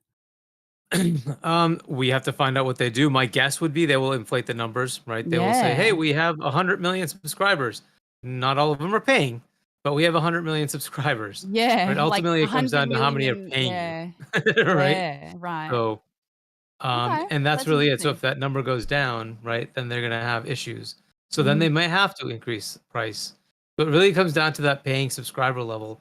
If it's above, say, 40 million, I don't know that they need to increase the price. Yeah. As far as Ubisoft, it would be awesome if they say we're flipping gold away. We're just taking it out altogether and putting in Ubisoft, right, as a value to the customer. But that's a cost to them, right? Because they're not paying. It is, right? Yeah, they're not paying it themselves is, and for gold. Like but they will be paying Ubisoft to have that service within Game Pass. Right, and the question is, how many people pay for gold that don't have Game Pass, right? So, there's, let's say, an install base of 60 million, 70 million consoles. There's going to be an overlap. Say there's 55, 60 million customers. Of that, what percent are, half of them are already on Game Pass, right? So they already get, let's presume, 20 million of them are Game Pass Ultimate. They got gold. How many more gold subscriptions do you think they have? 5 million? 10 million? I don't know what that number is, but at some point it just breaks even to say, skip it, we don't need gold. We'll just have Game Pass. and I don't know what that number is, right? So they must have those inside, whether they're waiting for 40 or 35 or 45 or 50. I don't know at what level of Game Pass they say we're good. We don't need to do gold anymore, right? That's the big question. And at that point, what will they say? What's the point of the $15 tier at that point if the majority of that reason is gold, right? So you get EA games, fair enough, but that I think on its own is $5, so you could just get it. So why not just make more value for the customer, add Ubisoft Classics, whatever it is that PlayStation has, or if they can do the whole thing, why not do the Ubisoft Plus, right? So that's something they can work through. But yeah, I don't know if they need to increase the price. I think it's better for them to stay put on that one at least for another couple of years. But they have to deal with economies, inflation, all sorts of fun things that are happening. So we'll see. Maybe they do end up raising it. I hope they don't. I hope they just do family plan this year. It sort of makes a case for tiers, though. Really, when if instead of removing removing gold completely, or we'll remove gold, but hey, we're going to give you this instead. And that's tier 1. Yeah, exactly. And we're still going to maintain the tier that we have. And hey, guess what? Ubisoft Plus is coming, and we're going to put that into a third tier, and that's going to be this. I don't know. I can just really tier, see remember, we do have that ad-supported one supposedly coming. Yeah. And that tier may be useful to them. I think the tier thing is where we're headed. Honestly, it just seems to make the most logical sense. But like AJH pointed out, he said he find it'll be a waste because they barely release games anymore, and there's only like 2 games not on Game Pass. He pointed out, and that's a fair point. Yeah, I forgot, by the way, the discussion we had was also on Xbox Factor, and Redfree pointed out that he think it'll be a dumbed down version of Ubisoft Plus that they'll add, like for like the more older games, like the classics or whatever they put in PS Plus, right? Yeah, exactly. I forgot. Yeah, because PS Plus includes everything, all the DLC and everything, right? So, but yeah, so we'll see what happens, right? But that is one of the things, right? They were waiting to try to get Ubisoft Plus into Game Pass, but instead they just put the games in there. Pretty much most of the games that are in Ubisoft Plus are already in Game Pass. In Game Pass, I think Far Cry 6 is not, right? But and why buy the cow when you're getting the milk for free type thing? Yeah. Yep. So it does definitely make sense. Yeah. I mean, it might just be that was a rumor going way back as well, and we've had the recent rumor of it. And it may just be that's the sort of the deal that they made, the decision that they made, instead of going with the service going in. How about we just give you this money for these games? That sort of backroom dealings, I don't think we're ever going to find out about. But we do need to move on to the next topic, which is a very interesting one. And shout out to Uso Vinny. I was going to whack something up on screen real quick here. This is fucking hilarious. Sony's had a bit of a bad week. Oh, yeah. If anyone saw the launch of The Last of Us, I mean, so good. Wow. Wow. It is terrible. I don't know how you release a game in the vein of The Last of Us with this poor of a port. And Cutie, I am going to jump to you first because you do really jump into that PC space quite a bit. And I know that you hadn't played The Last of Us last time we talked about it, and I was wondering if you were going to play this. And I mean, obviously this probably doesn't pique your interest now. But I mean, Sony's just getting, honestly, this generation, they are taking an absolute beating, and this doesn't help, especially with the quality narrative. Cutie, are you raring to play the Crude's video game? I mean, The Last of Us? Look, I was going to actually to defend them for a second. But this is VR2 headset footage. Is that right? No. This is the port of the PC video game to that's PC graphics. Yeah. Oh my! I believe this is running on a 4090. Really? Yeah. Not a 4090. I think it's on a 30 something, but yeah. So the 4090 is the only one that can handle it because of the VRAM requirements. Look, with every I think that's probably the biggest thing with these. I keep looking at it; it's gonna haunt me. I think that's the biggest thing with these ports is that lots of them require very high demand on computers, and not everyone has them. Like, one example for me is, so I own Hogwarts Legacy. Leisure Suit Larry. on Oh, my bad. I own it on everything except for Switch because it's not out yet.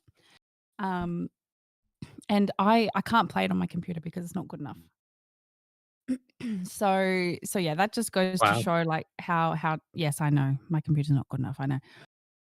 It just goes to show how what are demanding your some of these specs, games Cutie? are. Just out of interest, just so we can.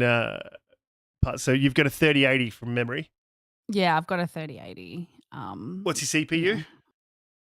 I don't know. i5, I think. Oh yeah. Yeah. Oh, So it's yeah. So look, I was we're ready to talk trash to you, like, oh, you got a terrible PC. Aha, yours is way more powerful than mine. So let me just shut up. yeah. But I mean, it's probably more powerful. But I'm saying the demand of these games on PCs is. But this looks fundamentally wrong. I thought you were going to say Oh, yeah. fundamentally Yeah. fucked, but look, and I would definitely You agree said no with that. swearing. You said no swearing. When I never said no swearing. Look, No, I it swear looks rubbish. constantly. I don't. What do you mean? What is that? What are those? It's the No, crudes. no. Come on. How could they let this out? Did they test this? Well, that's the thing. It's not really your PC or anyone's PC. That's straight up optimization, and I don't. I mean, the market's there, Hargeet, right? For this type of optimization to take priority. I mean, and this wasn't done by, I think Pete said it, or maybe it was Umbra earlier in the week, that like someone thought this port was Bluepoint, but no, this was Naughty Dog. No. This was their quality studio. No. It's no. It was somebody else. It wasn't Naughty Dog. Iron Galaxy. No. Yes. Yeah. Oh. Yeah, it was somebody else, and they did some good things, but this part they heavily screwed up. And You mean the whole game? for everybody on the PlayStation Pony side that keeps saying Xbox has quality issues, they released their top game of all time like this. So don't tell me Sony actually does quality control. That's bullshit, because this should not have come out this way.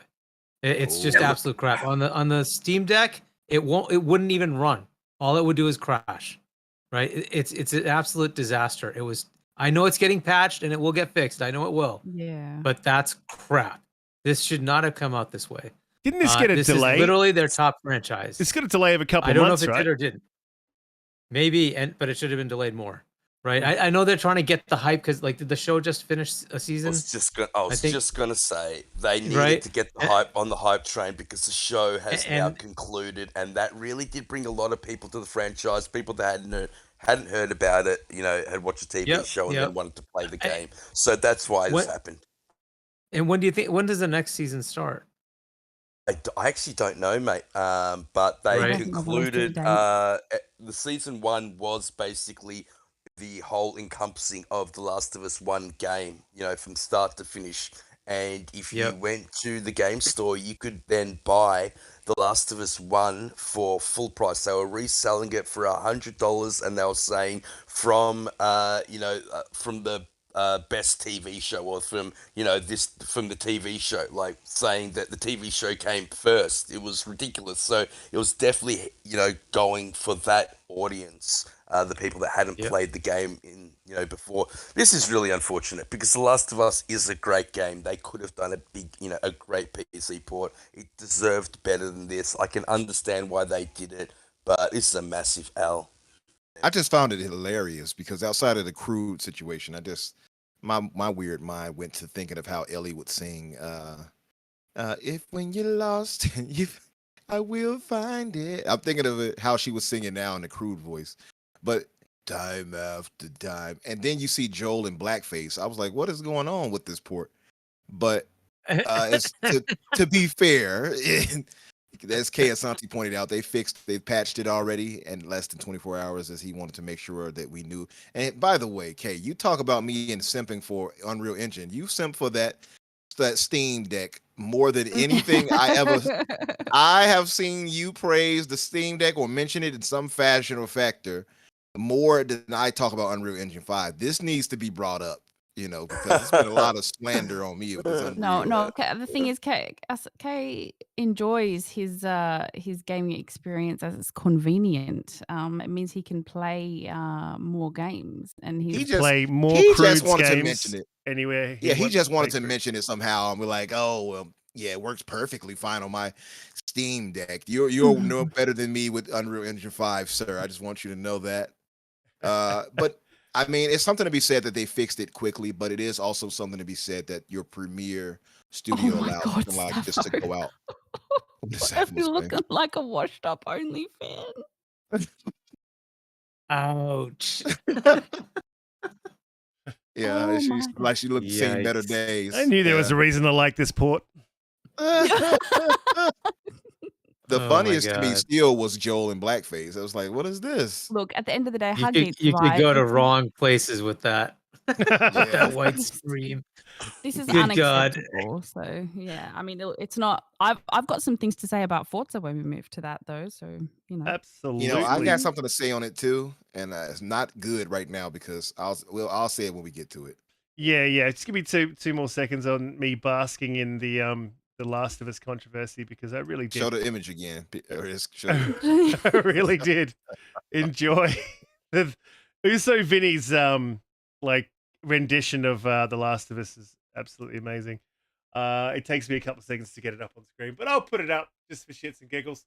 Yeah, look, this is not just a I think a PlayStation issue, or I think this is sort of an issue with development as it happens these days, where games are released way earlier than they should be.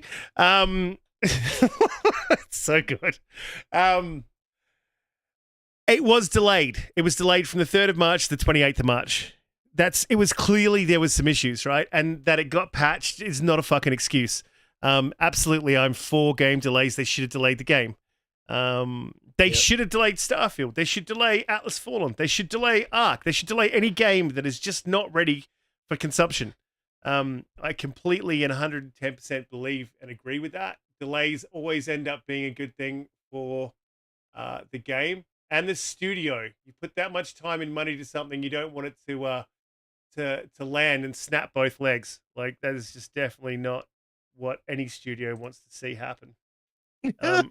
Well, I Galaxy AJ is said- based in Chicago, so it's understandable. Hey. That was more Naughty Dog than Iron Galaxy. Just want to clear that up. But hey, so AJH, he said that Joel had been hanging around Justin Trudeau because of the blackface. Yikes. Oh, well.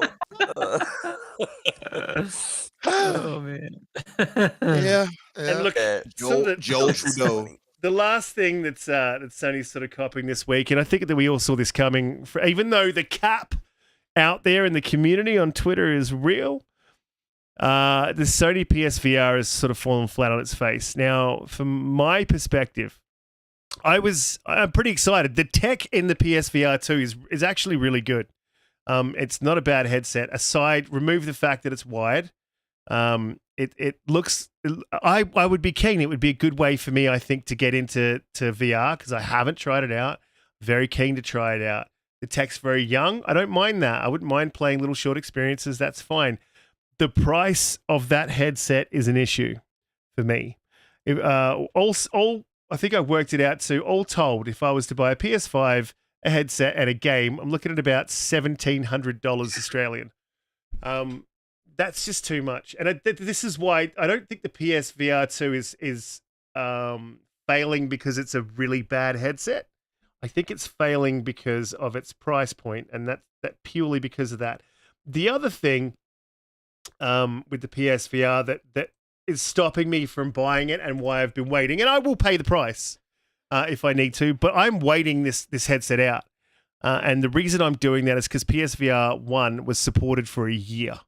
They put a year into that VR headset, and that was pretty expensive for its time as well. And I don't want to go forking out a ridiculous amount of money only to find out that they stopped supporting it because they made bad business decisions, not a bad headset. So I think Sony's really copying it this week with Congress, with the deal. Yeah, they had the Japan thing. They had the CMA basically shooting down their argument. They've got the port, well, not the port, but the Resident Evil 4 looking better on Xbox, and then the PSVR 2 just selling terribly. And then to top it off, this Last of Us disgrace. It's just terrible. Oh my god, Dauntless, shut the fuck up, you moron. Let's leave him alone, mate. Oh, look, you would stay in your lane. That is the PlayStation mantras. We don't want you over here playing our quality. Well, look what your quality got you. Got you the crudes too. So go sit down in the back and shut up. The VR thing, and it's overblown anyway. I mean, it's expensive. It's no reason for me to get into it. I have no reason to get that thing, and even it's selling poorly already. We've seen that, but this is the thing for me. Again, I would have to have something that's like I said, Ready Player One type stuff before I get into something like that. I just don't have any need for unconventional game peripherals and things of that nature. You know, I'm sure it's a decent headset, but then you have other headsets in the competition with it that offer more games and at a cheaper price. So what's the use? I just don't see the need for it. Yeah. Yeah, I didn't know that you could play with the Oculus Quest without having a monitor or any of that. You can just play on that. I think KJ was telling me. He was the one that actually got me quite interested in it. I kind of feel the same way, Umbra. I don't think VR's quite for me. I haven't seen anything that's really wanted me to play. I think the only game that really stands head and shoulders above everyone else is Half-Life Alyx. I'm not sure how it's said, but I don't know why there aren't more games like that. I really thought there would have been by now. It's not. It's been around for a while now. Why aren't there more games like that? I was hoping that having someone as big as Sony put out a good device, because let's face it, the PSVR 2 is a very well-made device. It has very good specs on it. I was hoping that having a big publisher like Sony behind it, more games were going to come out. It doesn't look like they're supporting it at all, and that's a shame. You know what? I think it would probably do really well if they actually put the Pornhub app into the PSVR 2. They get a lot of traction with Pornhub. Sorry, Hargeet. Go ahead. Yeah, I mean, Pete, to your point, that may still be happening. It just takes time, right? But here's the thing: if you're going to spend, say, Naughty Dog or Insomniac on making a VR game, are you then taking that away from a normal user base? And if you are, that's a lot to put into a game that may not sell, right? So you have to take that gamble. But to your point, if it's not going to be Sony doing it, it's very hard for somebody else to do it. I think tell Ubisoft you're going to sell a game for 100,000 copies, but you need to put in AAA effort, and they're going to say no. I think the strategy that they were going for with Hargeet, sorry to jump in, and I'll go back to you, is the strategy they did mention when they released the PSVR 2 was that they would be co-developing games. So like they have with Horizon. I think that's a good strategy to go with to really build a player base, but just that price point, Yeah, but that's the strategy that is mostly employed. The Alyx strategy, the Half-Life Alyx, is ground up VR, right? And I assume, Pete, that was what you're asking, is like, this is a VR only experience. Okay, but that's where the limitation is. It's the install base. If they say, you know what, we'll put it on Meta Quest as well, right? And you'll have a larger install base to go after. It might make financial sense, but that's always the headache, right? It's how much development time do you want? How much cost are you going to accept? And then what's the return on that? For a third party, it's very hard to make that, case. Now, good, Sony could say, hey, we'll give you $50 million to go do it, right? That's an option. I don't know if they're willing to spend that. On the flip side, they could take one of their premier studios and do that. But it's tough, dude. Like, would you take the next, say, Uncharted game and say this is a VR only experience?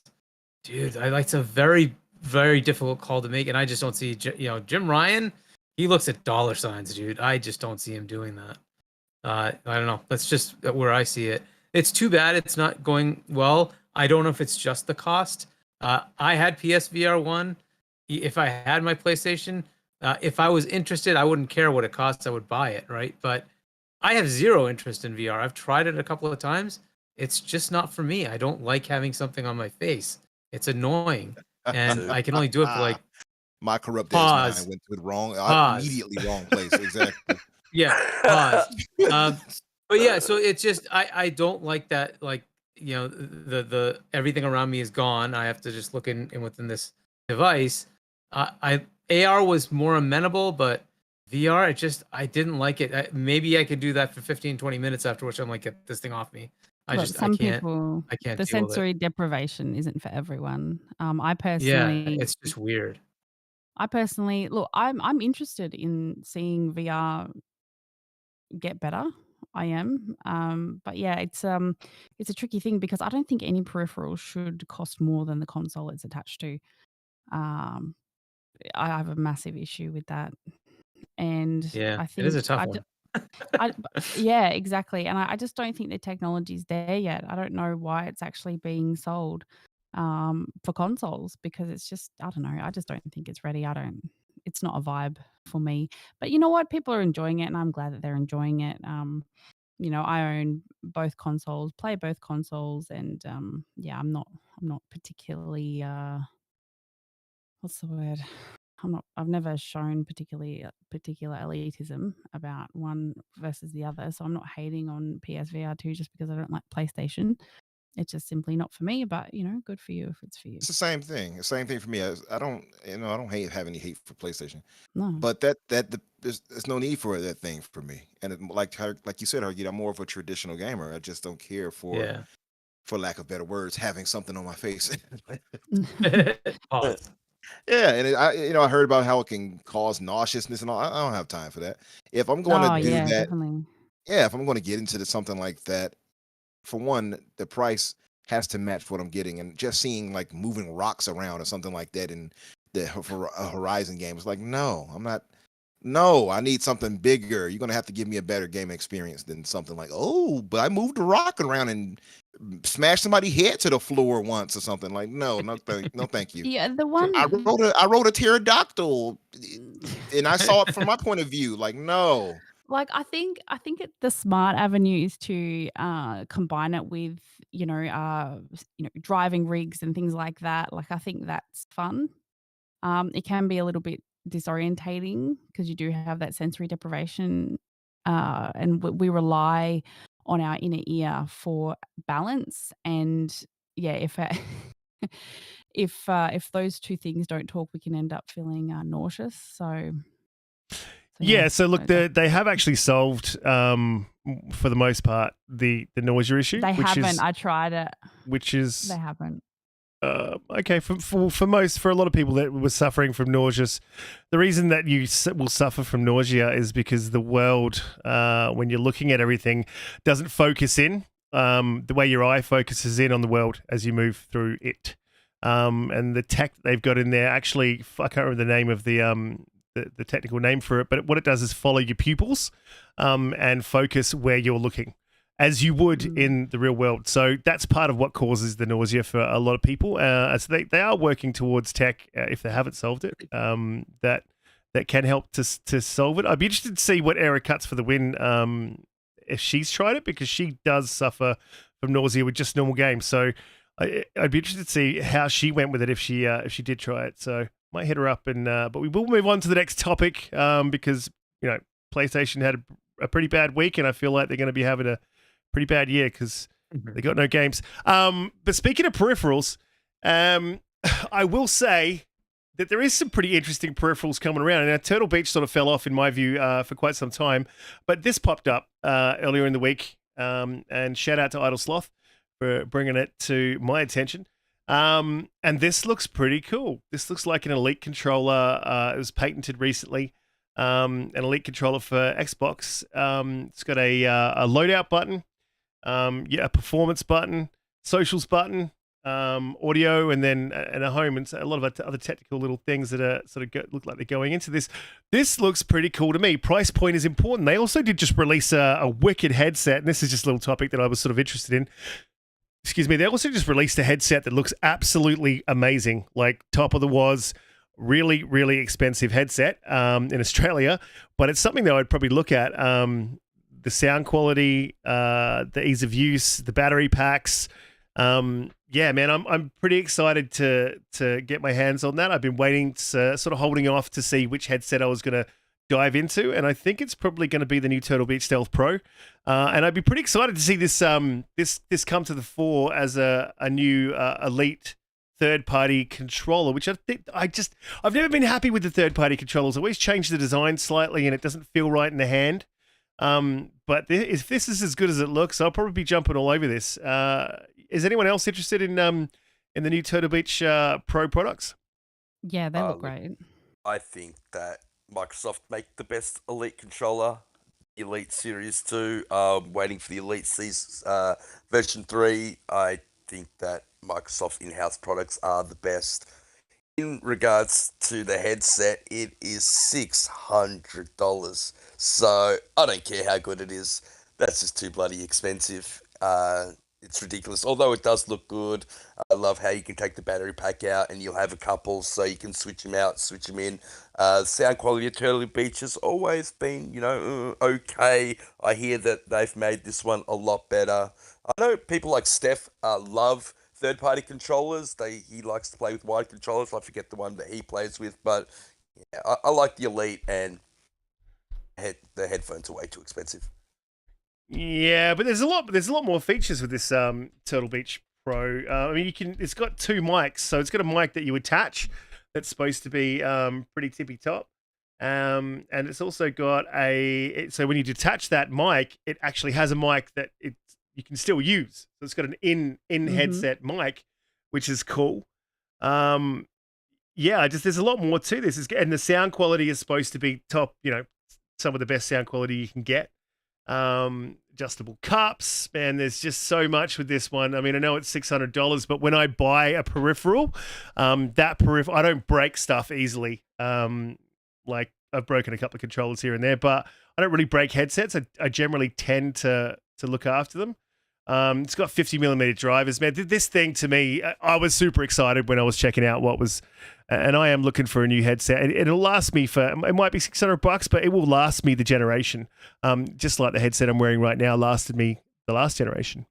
I still think the Steel Series Arctis Nova Pro is the way to go, and I think it still has that detachable mic where even if you don't have it plugged in, you can still hear. I think that they're top of the range now. I think their sound quality is better than Turtle Beach. It's cheaper as well. It's proven. And then you can, if you can handle the weight of the headset, and oh god, what's the name of it? The A50s, the Astra A50s are The Astra, yeah. phenomenal when it comes to sound quality, and I don't think they're rivals still to this day. I don't know. I think that Turtle Beach is sort of stepping up their game. They really did fall off last generation, and they weren't even on my map. But if the sound quality's there, then this to me seems like a good thing. And Pete, for those who wear glasses, they've got a Prospex glasses relief system, which is sort of so you can wear glasses whilst you're gaming with your headset, which I know that some people do. That's the biggest issue I have because I wear Yeah, glasses for A50s screens. do that. The Arctis Nova Pro does that as well. There are, it's not Turtle Beach are the only ones to use. I'm not saying that the headset isn't good, Risk. I think it's just unproven. Is it out yet? It is out yet. It's pre-order. It comes out in May. It's on pre-order. Yeah. Okay. So I mean, it's good if they're doing something good, right? It does, yeah. And look, Turtle Beach typically come out at the start of a generation with their new series and their new line of products, and they typically do okay.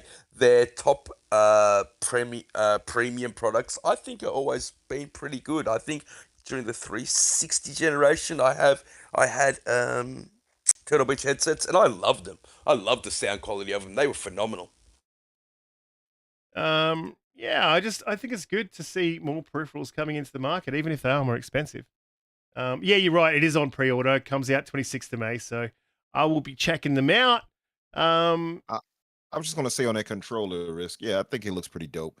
I think a lot of us do want Microsoft to kind of evolve a bit when it comes to the controllers. Outside of how great they feel ergonomically, we definitely do want to see them kind of evolve on some of the things. I would say the sharing and recording aspects need to improve, right? So a lot of the controllers they'll have, like with the newer, cheaper versions of the Elite Series controllers, didn't even have a share button. So stuff like that will be cool to see, and then them to adapt it and have it a touchpad kind of thing. That'd be dope. I like to see that. So I might look into this depending on the pricing of it. Maybe for the Elite 3, maybe we'll see something kind of crazy like that. Yeah. It's a big they problem haven't with the updated the Elite, Elite too, yet, isn't right? it? Because they have a Still on button that Xbox One. changes modes, which is the Right. button that you take pictures with. It's a button that you record with, and because they wanted to keep them as similar as possible, so it costs them less money to manufacture, they haven't changed it over. That is a big problem with the Elite Series too. In saying that, Umbra, I mean, do you want them to have things like haptic feedback? Do you want them to go away from analog and go into that digital realm? You lose the 25-hour battery life or 40-hour battery life, and you go to that PlayStation 4-hour battery life. It's not something that I typically want. I mean, if they really implement them into their games more so to the level of Sony or more, I wouldn't be so against it. But I'll be honest, man, I've played with the haptic and it didn't do like people, oh, haptic feedback, oh, I don't know, man. I played and it was like, okay, it didn't wow me. And I think some games just do it better than others. Like the Astro No. obviously would do it better than some other games. Or even Ratchet and Clank had like feedback when you would pull the triggers on certain guns. But I just think it doesn't really do enough for me. If it's going to be a matter of battery life compared to it, I don't see the big need for it. I think a lot of people will say get something like the gyroscope stuff. They would probably want that more than haptics. Mhm. So I'm good with the old Rumble features and things like that they use already. But I mean, some evolution, we might get something even bigger than haptics that work even better for us eventually. So Yeah. I know I It's- trust Microsoft to innovate when it comes to that part. It's often used as a selling point for a lot of the guys on Twitter. It's like, oh, it's just a better experience with haptic. I mean, it really isn't that much of a better I don't experience. think it is. Yeah, Yeah, it's I not. don't think it is either. Yeah, it's. I mean, I wouldn't mind having it, but I wouldn't be using it as like a pitching point to say this game is better. This version of a game is better because it's got haptic. I mean, it's an What was that advanced game Rumble that came pack. out with the That's what it is. PlayStation 5 Risk? Yeah. It was that little It was robot Astro, game. right? Astros, yeah. Astro.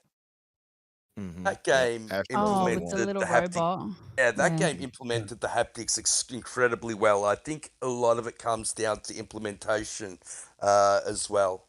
Yeah, and that's the thing until, and I said this at the beginning of the generation, and I still hold true to it now, and it's just proving itself out that until you've got third party, and the same goes for the Xbox tools, until both systems have technical parity, like true technical parity, not forced paper technical parity, you won't see third party developers put in the time to implement those features because it's just too much time to spend on one platform. I really believe, and time is money. It's resources, and any resource is going to cost you money. So, I don't see it becoming an implementation as good as what we saw with Astro's Playroom until Xbox is doing it. And if that happens, I'm all for it, as long as it doesn't affect the battery life or the shape of the controller. I don't care if the controller gets heavier, but the shape of Xbox's controller is just shape and size is bang on. They worked years and years to get it right, and they've got it down to a fine art, in my opinion. And I don't want it changed. No, they actually a lot of research was put into the ergonomics of the controller, and they realized that the right size for the controller was if an 8-year-old could hold it. Yeah. Interesting. Yes. Insert one of our Hooved Brothers jokes. I wonder No, if but I wonder how true. many 8-year-olds they had play games. And no, were those it's games actually PG? true. Oh yeah. Look, I know they did a lot. And of I'm a research. female. I have smaller hands than you, Riskit, no doubt. So for me, that's fantastic. Like a lot of controllers feel too big, and I get that all the time. Yeah. but what I'm saying, and I agree. I think Xbox, Microsoft, I think their efforts are far better put into maybe implementing gyroscope or things like that, so that they can separate their controller from the third party controllers, from wherever they're coming from. Like the Turtle Beach one. The Turtle Beach one looks great. And yeah, if it can have, I think they have a few designs have come out, a few patterns where with a screen, because there is a lot of space to fill in that area, and they could replace a lot of those small buttons with a small interactable screen. So I mean, look, it's exciting. We'll see. People know how much I love my peripherals, so yeah, I'd be interested to see how it goes and how it integrates with different games. Absolutely. I mean, I think the headset itself looks actually. I think it will probably eclipse the headset. I think that's what they're trying to do with this headset. Is they're trying to eclipse the Astro A50s and the Arctis Steel Series headsets as well. And I think it probably will. You're talking about a peripheral producer that's got years of experience within the industry, watching me and Pete mess around on this game. Look, It wouldn't be a Who hasn't multiplayer tried game out if you didn't try to RoboQuest? attack each other. Who Papa hasn't John. played RoboQuest? Download RoboQuest and have a go. It's such a fun game. yeah, it is. Great game. It really is. It's pretty fun. But so we had a question from AJH that was relevant to the topic. He asked, question, if Sony are asking for parity and yet asking for haptic in their super duper SSD for COD, is that parity? And by that logic, should Xbox implement FSR2? Yeah, well, look, they have AJH implemented FSR2 because Sony now is capable of FSR2. It was a software issue they were obviously having in the back end when Deathloop, I believe, came out. Came out with FSR 1.0. And then really funnily enough, I was sort of waiting for a first party to come out with FSR2 in it to sort of prove my point that, yeah, this technical parity thing is happening. But I think it semi-proves it anyway that as soon as FSR 2.0 was implemented on PlayStation, it was then available on Xbox, immediately. So, yeah, I think that sort of proves the point that there is a technical parity clause. But look, it's still a sticking point. It's an arguable point. But yeah, I agree. I mean, it's not parity if they're putting more time into haptic feedback on COD. And I don't want haptic feedback. I mean, it was horrible playing I turned it off when I was playing COD on the PlayStation 5 when they had that pre-release beta. It was terrible. It just wasn't. It's not Only for single player games. I agree. It's got to be for only for single. I can only imagine how horrid it feels doing it in competition. It's like Halo. I turned off Rumble when it comes to that. I don't want to feel that. It just throws you off your aim. Yeah, I think a lot of the feedback that the PS5 controllers are sort of marketing as benefits, a lot of people actually turn off. Like, for example, so I played Hogwarts Legacy, and the controller, it lights up all the different colors of the spell category. So if you cast a transfiguration spell, it'll change that color. If it's a unforgivable curse, it'll change that color, that kind of thing. It will also make the noise on the controller. I had to turn it off. It was so distracting, and like I'm looking at the screen, like I mean, like it looks cool, like the lighting color, but like a lot of the stuff's just really gimmicky. And personally, I like the separation of the sticks on the Xbox controller. Yeah, I myself. prefer it asymmetrical as opposed to a symmetrical stick, and I think that is just naturally how your hands I sit. want a controller that electrocutes me. Yeah. Yeah, look, Also Microsoft DDXM spent controller. $150 million on R&D of controllers, and you can kind of tell that because Sony Yeah. has even gone in the direction of heading towards Microsoft. They still haven't gone with the offset and sticks. They should. I don't know why they haven't. I think they're just being stubborn at this point. I really do. But look, I mean, Luna, even the Pro controller for the Nintendo Switch is looking, is heading in the Microsoft direction. There is no doubt in my mind that the best controller out there in the market is the Xbox controller. Yeah, absolutely. Look, Facts. it's been an absolutely fantastic show. We're pushing on 2 hours, and I do actually have to get back to work because I'm doing this in my break. But Break. when I said break, I did it in quotation marks. Hargeet, man, it was absolutely amazing to have you come back on the show, and we love having you here, dude, and we hope to get you back soon as well. Love your takes. You're a switched on, all over it, thinking outside the box kind of guy. And we appreciate you coming on. Let people know where they can find you, what you'd be up to. And if you do want to find Hargeet or any of the podcasts that he is on, you can find them down below in the description. Yeah, thanks for having me on. So check me out at RDX on Tuesdays, US 8 p.m. Eastern Time, on Boom's Primetime Gaming Podcast. That's 7 p.m. Eastern Time on Wednesdays, and GameOnDaily.com, and then YouTube.com/GameOnDaily. Gaz and I are still working stuff together. We'll start getting stuff put together soon enough. But Gaz just put out another sauce video today. So go ahead and, well, it's not a sauce video. It's just more of a recap of what's been happening with Japan and Sony and all that fun stuff.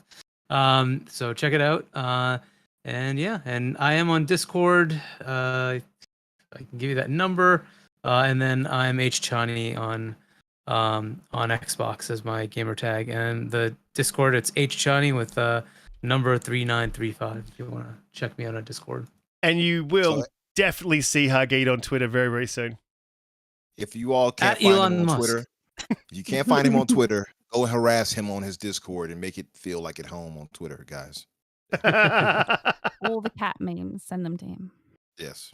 Golden. It was a fantastic show, JediKnightPete. Another great week. Let the people know where they can find you, what you'd be up to, what you'd be playing this week. You can find me on Xbox playing Resident Evil 4. Thanks, everyone. There's a lot of new names in the chat today. It was awesome chatting with all you guys. Hit the like and subscribe to them, guys. Absolutely. I didn't say that once, did I, today? Hit the like button, subscribe, share us out, tell your grandma. We go live 8 p.m. EST every Friday. DoomCutie, another great show. Welcome back, and we'll see you next week. What are you playing, and what will you be up to this week? This week, it's going to be Forza. I'm going to do some Forza streams, so check those out over at twitch.com/DoomCutie. You can check me out on Twitter, except DoomCutie has a, what do you call it? Underscore at the end. So if you're looking for me there. Great week, great topics. Lots of stuff happening, lots of changes. But I'm excited. I'm still excited for gaming. Absolutely. It's a great time to be a gamer. There's a lot of shit coming out. 2022 was terrible. 2023 is looking better, Umbra. Another fantastic week, man. Thanks for coming on the show, giving us your takes. And you've got some exciting news. Some things are happening. Wheels are turning. What are you up to in the background? Sir. Yes, sir. I'm going to say it like I'm in the church. Yes, sir. So I'm working on heavy on that OBS. I've learned a lot. Got Riskit to help me with some things that I want to implement before we go live. And yeah, the fix. So if you all are in the audience right now, could you do me a favor and go and subscribe to a brother's YouTube really quick? Maybe I can share a link to you all to make it a little easier. Let me see if I can do that while I talk this. But yeah, I'll do it. Thank you, brother. So it's something that's crazy, right? We were going to talk about Forza at one point too, but we're pressed for time now. I tried playing that new DLC 6 times and the game has crashed on me every time. 6 times. It crashed for me 4 times. I have a solution. I'm gonna have to. I know TJ said to delete it and reinstall, so I'm gonna see if that works. But No, I haven't got a don't do chance that. to play it. What's Don't do that. the trick? What's the trick, Cutie? Go into the store, find the DLC. You have to physically go in and download the patch for it because we haven't actually gone into the DLC yet. It doesn't trigger that the game needs to do an update. So But I had to reinstall the game in total. yeah, I including the pre-installed it DLC. too. Yeah. Link for Umbra's channel is in the chat, guys. So just Yeah. click on that link and it'll take you straight to it. Subscribe. His show is going to be awesome. He supports everybody. Support him. Thank you, brother. Yeah, that's right. I'm taking notes. If I don't see you there supporting me and I support it, wait a minute, I'm too intense. Let me calm down. No, seriously. You all go and subscribe if you got time and come and check a brother out when I launch. I'll be making an announcement, likely trailer for it as well, to talk about what we're going to talk about. And just so you all know, I am open to everybody coming through and talking with us. It is not just some exclusive club. My only requirements is that you have a quality mic, you're not Bushido, and that you are that you can talk on these relevant topics and know your stuff. I don't expect you to be super, knowledgeable. Just know some stuff and talk on it, and try to entertain the crowd, I suppose, right? And because this is a community thing, and I think we have the best community overall, and I mean that honestly. You know what I mean? So it is. I am open to that. You all can hit me up in the DM and ask, "Hey, you mind if I come through eventually?" I'm all good with that. I would just ask that you all share the word out for this podcast as well as that one, and try to build each other up. That's my whole goal. So yeah, I'm excited to do it. A little nervous at the same time because it's me doing my own thing. But yeah, It's gonna be great. You're gonna be great. oh, I appreciate it. And I'm hoping it will be. Yeah. So that's really it. Definitely appreciate the support, and I don't know what I'm going to play tonight because Forza wasn't working, so I might try out Quantum Break. I never played that. Oh wow, yeah, no, it's not as bad as people would say it was. It actually wasn't too bad. Oh, look, Dauntless Dumbass in the chat there said, "Can he come through?" Dauntless is not welcome. No, you know what, Dauntless, I want you to come through. I actually do want you to come through, brother, because I will mock you into oblivion. Inside that, I will do your voice. You will be frustrated with me. You'll start stop cursing. it! You ain't do my voice. Anyway, Don't look. do that. That's not nice. I don't look. I don't want to turn this into a dump on Dauntless podcast, so we'll cut it here. But all you guys in the chat have been absolutely amazing. Thank you for coming through. My mic is in a Pringles tin.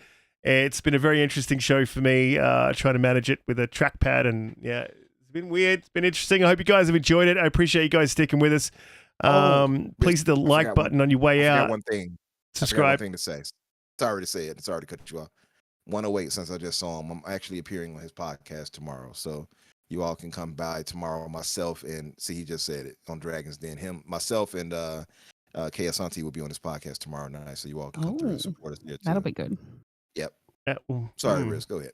I think DoomCutie's got a thing for Kay. You better watch it. Anyway, so look, it's been a fantastic podcast. What was I saying? Subscribe, hit the like button on the way out, guys. We go live 8 p.m. EST every week. Dauntless, I will absolutely do that until you go away.